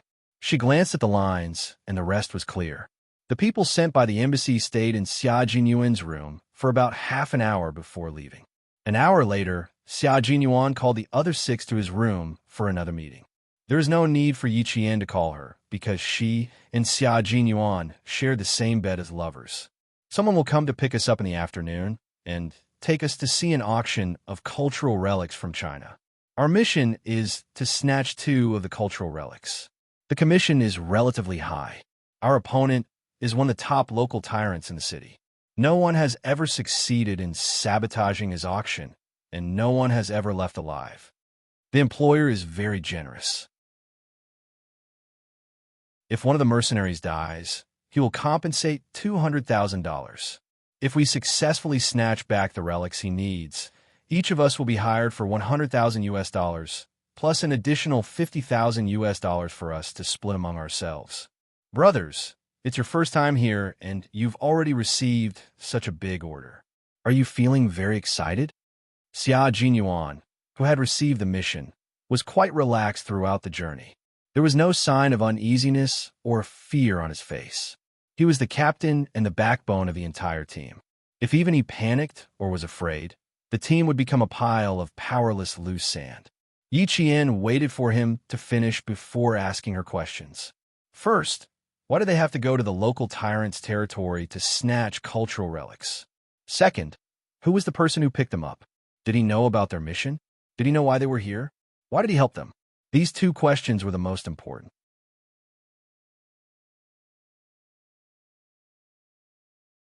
Chapter 53:19. Xia Jinyuan smiled and took a sip of cold water to moisten his throat. It said that the scientist's wife and son might be in the hands of the local tyrant, and the person who picked us up helped us enter the local tyrant's auction. He knows that we are illegal mercenaries who entered the country illegally to save people for money. As for why he helped us, it's because he knows the scientist's friend and the scientist's wife. In other words, he knows why we are here, but he doesn't know our true identities. More importantly, the scientist's wife and son came to Melbourne because he had rescued them from another country. However, when they arrived in Melbourne, before he could send the mother and son out, they were kidnapped again. He was the one who stole the cultural relics, and he was also the one who needed illegal mercenaries to save the mother and son.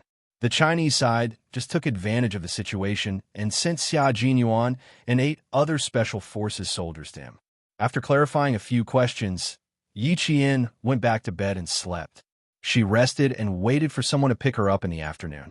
After taking a shower, Xia Jinyuan saw her sleeping soundly on the bed. He dried his hair and knelt on one knee beside the bed. His tall body bent down and kissed her affectionately on the lips. "You're so relaxed. Do you trust me that much?" After kissing her, Xia Jinyuan sat by the bed again and reached out to gently brush away the black hair covering her forehead. Men are the devil when they're impulsive. They'll do you in a minute. As he spoke, he didn't forget to gently tap the tip of Yi Qian's nose. Yi Qian, who was sleeping soundly, felt a little uncomfortable and turned over. She didn't have her back to Xia Jinyuan. The familiar scent made her face Xia Jinyuan, and she unconsciously leaned towards him. She, who had always been strong, showed her dependence on Xia Jinyuan in her sleep. He was immediately coaxed by her. His smile deepened. "I really don't know what to do with you. You want to sleep when you see me." After speaking, Xia Jinyuan threw away the towel tied around his waist. He wore a pair of boxers and lay on the bed almost naked. Not only did he lie on the bed, but he also pulled Yi Qian into his arms. Yi Qian, who was sleeping soundly, felt like she was lying in a stove. At first, she felt comfortable, but as the stove became hotter and hotter, Yi Qian began to sweat and felt uncomfortable. When she opened her eyes, she heard the sound of long breaths and a moist breath on her face. Yi Qian didn't need to look up to know who it was. She lowered her eyes slightly and saw a long arm pressing down on her chest. There was also a long, bare leg pressing down on her legs. Her entire body was being hugged and pressed down by him.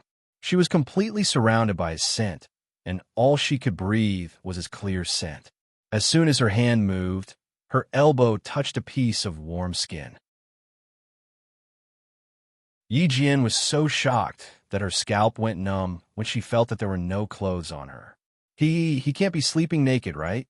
Yi Qian, whose scalp was numb, didn't dare to stay in his arms any longer. She carefully lifted the long arm below her chest with her free hand and fearfully put it aside. Then, she slowly moved her leg that was pressed against him. As long as she moved her leg, she would be able to escape from his warm and sweaty embrace. She thought it was a good idea, but the person sleeping next to her was a vigilant hunter. When she carefully lifted his arm, the hunter had already woken up. He closed his eyes the whole time and held back his laughter, allowing her to move around like a little mouse stealing food. Seeing that she had escaped from his arms, Xia Jinyuan turned over and pressed Yi Qian, who cried out in surprise, onto his body. His muscular and sexy upper body was so provocatively presented to Yi Qian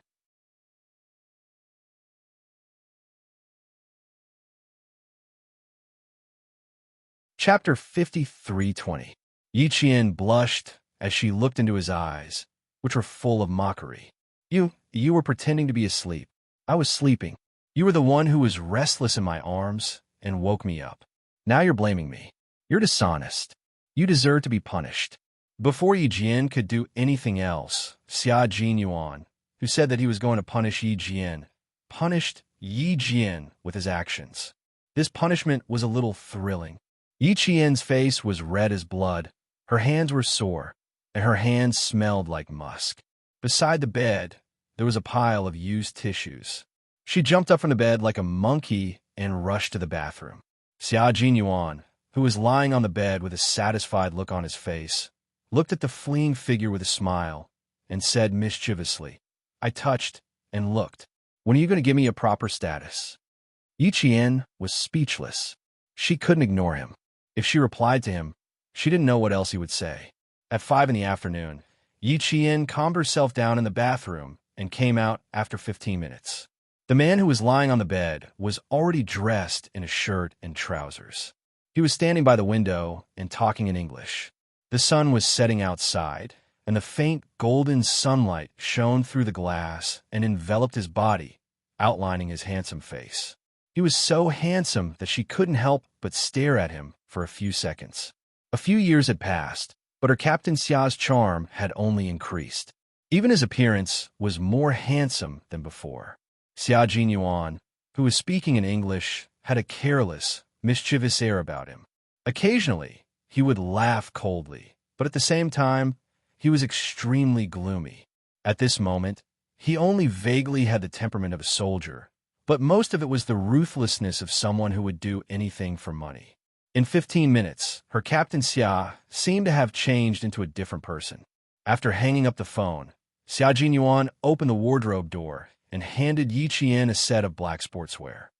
Come and pick us up in 15 minutes. Get ready first. He no longer had the decadent aura from before. His expression was as cold as frost, and it was as if there were two people in bed. If he didn't admit it after wearing pants, he was probably someone like Xia Jinyuan. At 5:20 p.m., Xia Jinyuan put his arm around Yi Qian's shoulder and swaggered out of the hotel with his 6 minions following behind him. A young man was standing next to a 9-seater commercial car. When he saw them, he immediately went up to them and bowed slightly. He said respectfully, Hello, sir. Our master is waiting for you to get in the car.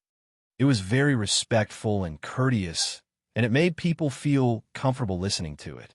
Xia Jinyuan raised his chin and motioned for the young man to lead the way. His desperado nature was vividly displayed in just a few movements. Right now, Xia Jinyuan was an illegal mercenary. At first glance, one could tell that he was a guy who lived by licking his knife. She acted so well that even Yi Qian was brought in. Inside the car sat a mixed-race man of about 40 years old. His facial features were deep. He clearly had a Western face, but he had a pair of Asian black eyes. He was very charming and decadent. The first thing he said when he got in the car was not nonsense. He directly told him what his purpose was and hoped that the mercenary he had spent a lot of money to hire would achieve his goal. The whole conversation was in English. Other than talking about money, both sides had a very pleasant conversation. One was generous with money, and the other was generous with his life. Both of them had clear goals and liked each other.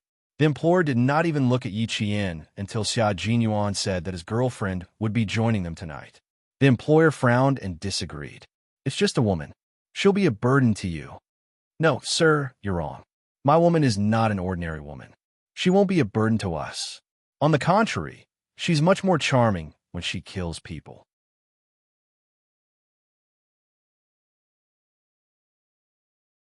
Chapter 53:21. As soon as Xia Jinyuan finished speaking, a cold dagger was pressed against his employer's neck. I hate being despised. Yi Qian, who was holding the dagger against his employer's neck, said calmly. Even the employer who pays for it won't accept it. Fast and handsome, coupled with his cold voice, the employer froze and smiled. Your girlfriend is very powerful. Yes, my little fox is very powerful. I love her very much, and I love her even more when she's killing. She's so beautiful. Xia Jinyuan smiled and slowly raised his hand to touch Yi Qian's face. His voice was low and gentle as he said, "All right, my little fox, don't scare her, Mr. Will. We still have important things to do next. You have a bad temper. Don't forget that Mr. Will is our employer. You can't be like this."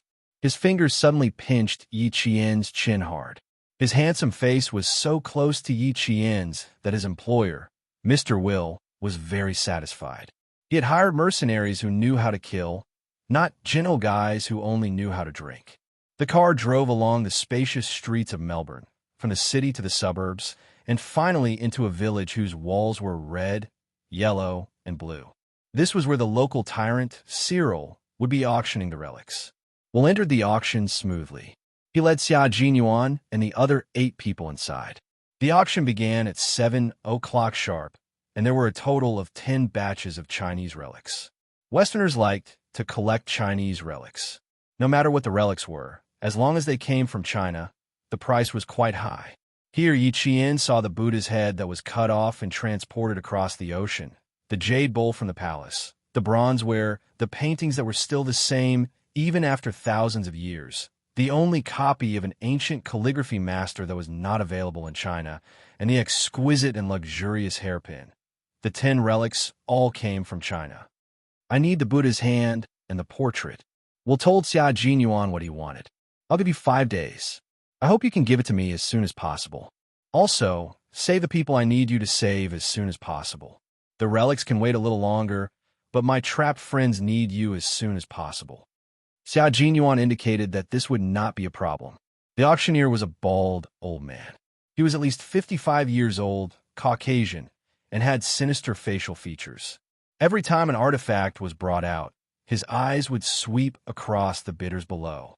In the middle of the auction, a businessman who had just bid for the cultural relics suddenly shouted, "Why is the jade bowl different from the one I saw just now? You damned bastards, you must have hidden the real jade bowl and replaced it with a fake one for me."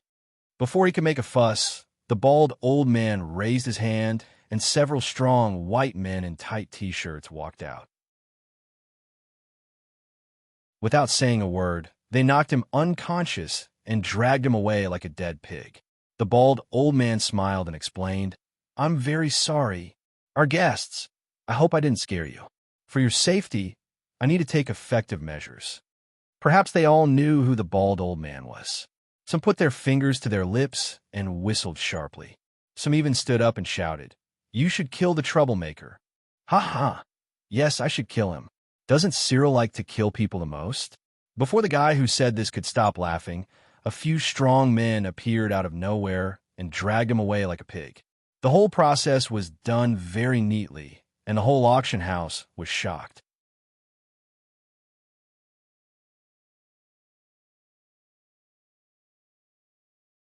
Chapter 53:22. After the auction of the 10 relics, Will brought Xia Jinyuan and the others out. As soon as they got into the car, Will suddenly asked, "What do you think of the bald old man who hosted the auction?" Xia Jinyuan said in a low voice, "He's a ruthless and cunning character. The bald old man is not simple. He's Cyril's advisor. Many of Cyril's operations were planned by him. His nickname." Will glanced at Yi Jian as he spoke, and a cold smile appeared on his face. "His nickname is also Fox. This old fox is a cunning and ruthless character through and through. Now that the 2 foxes have bumped into each other, let's see if that bald old fox is more powerful, or if our beautiful fox is a notch above him." He knew that Yi Qian's nickname was Little Fox. "Let's wait and see. Just wait and see. Where are we going now?" Yi Qian, who was in disguise, said disdainfully.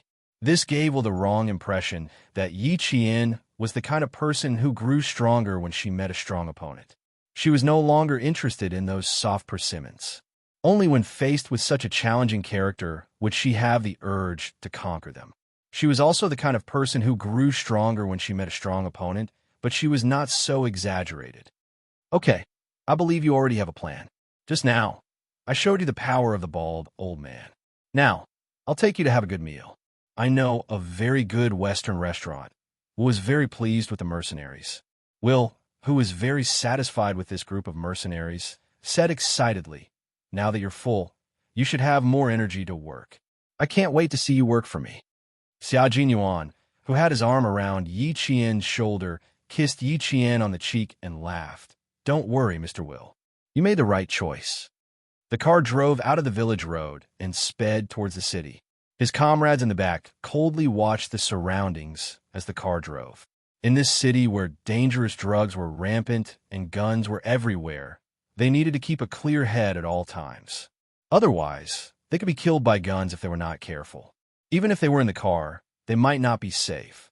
After entering the city, the driver made several turns before stopping at the entrance of an American-style restaurant. Standing at the entrance of a restaurant was a male doorman in a well-ironed uniform. When he saw Will walking over, he smiled and opened the door of the restaurant. He nodded and bowed. Hello. A standard greeting came out of her white teeth. After entering the restaurant, a good-looking Melbourne waiter came over and led everyone to a table inside. Will said to Xia Jinyuan, there are very few restaurants in Melbourne that stay open until midnight. This music restaurant is an exception. It stays open until morning and only closes during the day. Xia Jinyuan gestured for the waiter to pass him the menu. He handed it back to the waiter and said, Since Mr. Will recommended this place, why don't you order for all of us? Okay, as long as you can accept it, I have no objections. Will took the menu, and without even looking at it, he directly ordered. Obviously, the menu here was already in his mind. In the middle of the night, there were fewer people who came to eat the staple food. Most of them drank alcohol, so Will's food was quickly served. Looking at the staple food served, Will, who was in a good mood, acted like a host. Come on, buddy, try it. I can guarantee that this is the best steak you've ever had in Melbourne. He started eating as he spoke.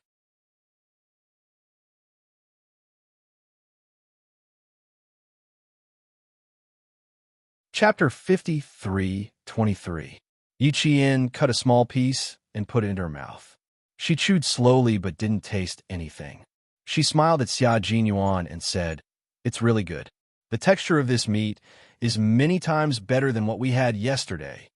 Not only are the ingredients good, but the chef's skills are also very good. No wonder Mr. Will praised him so much. Xia Jinyuan, who was never picky about food, ate a big piece of meat in his mouth. He ate in a rough manner, which suited his status very well, because it was really delicious. The delicious ingredients and the beautiful music from the piano in the hall made the diners completely forget where they were at that moment. Everything seemed so beautiful. Slowly enjoying this moment of tranquility was Mr. Will's current state of mind. G3 and the others maintained their cold and ruthless attitude. The six of them sat at two tables, eating while paying attention to their surroundings. They were also doing something that suited their status. When the three piano songs ended, Will stood up and said to the mercenary leader who had finished eating and was crossing his legs, Okay, you have to start working now.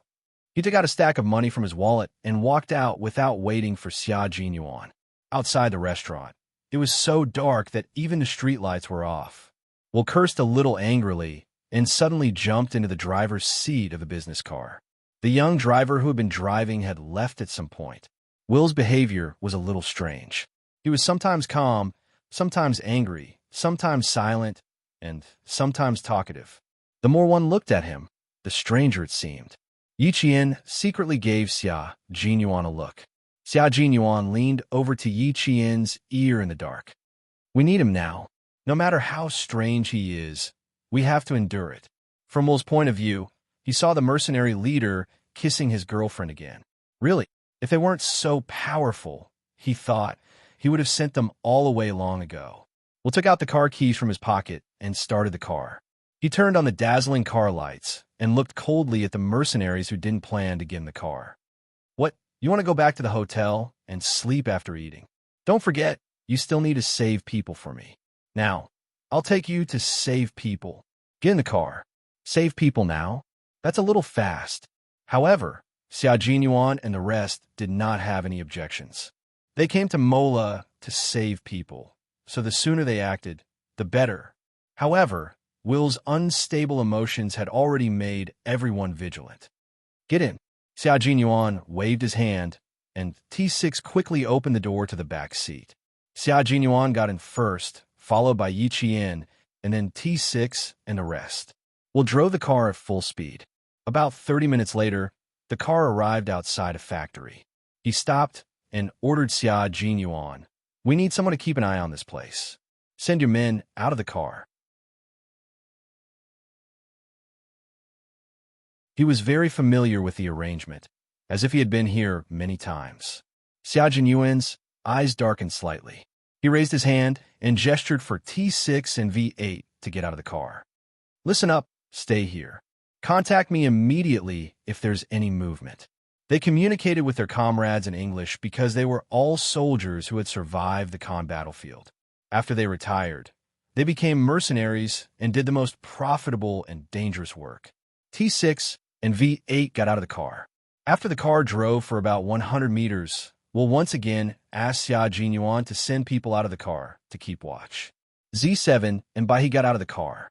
When the car came to a complete stop, only G3, Yi Qian, Xia Jinyuan, and Mr. were in the car. You're tuning in to the Warrior Lore YouTube channel. Don't forget to subscribe and join us on this journey to catch the most captivating stories.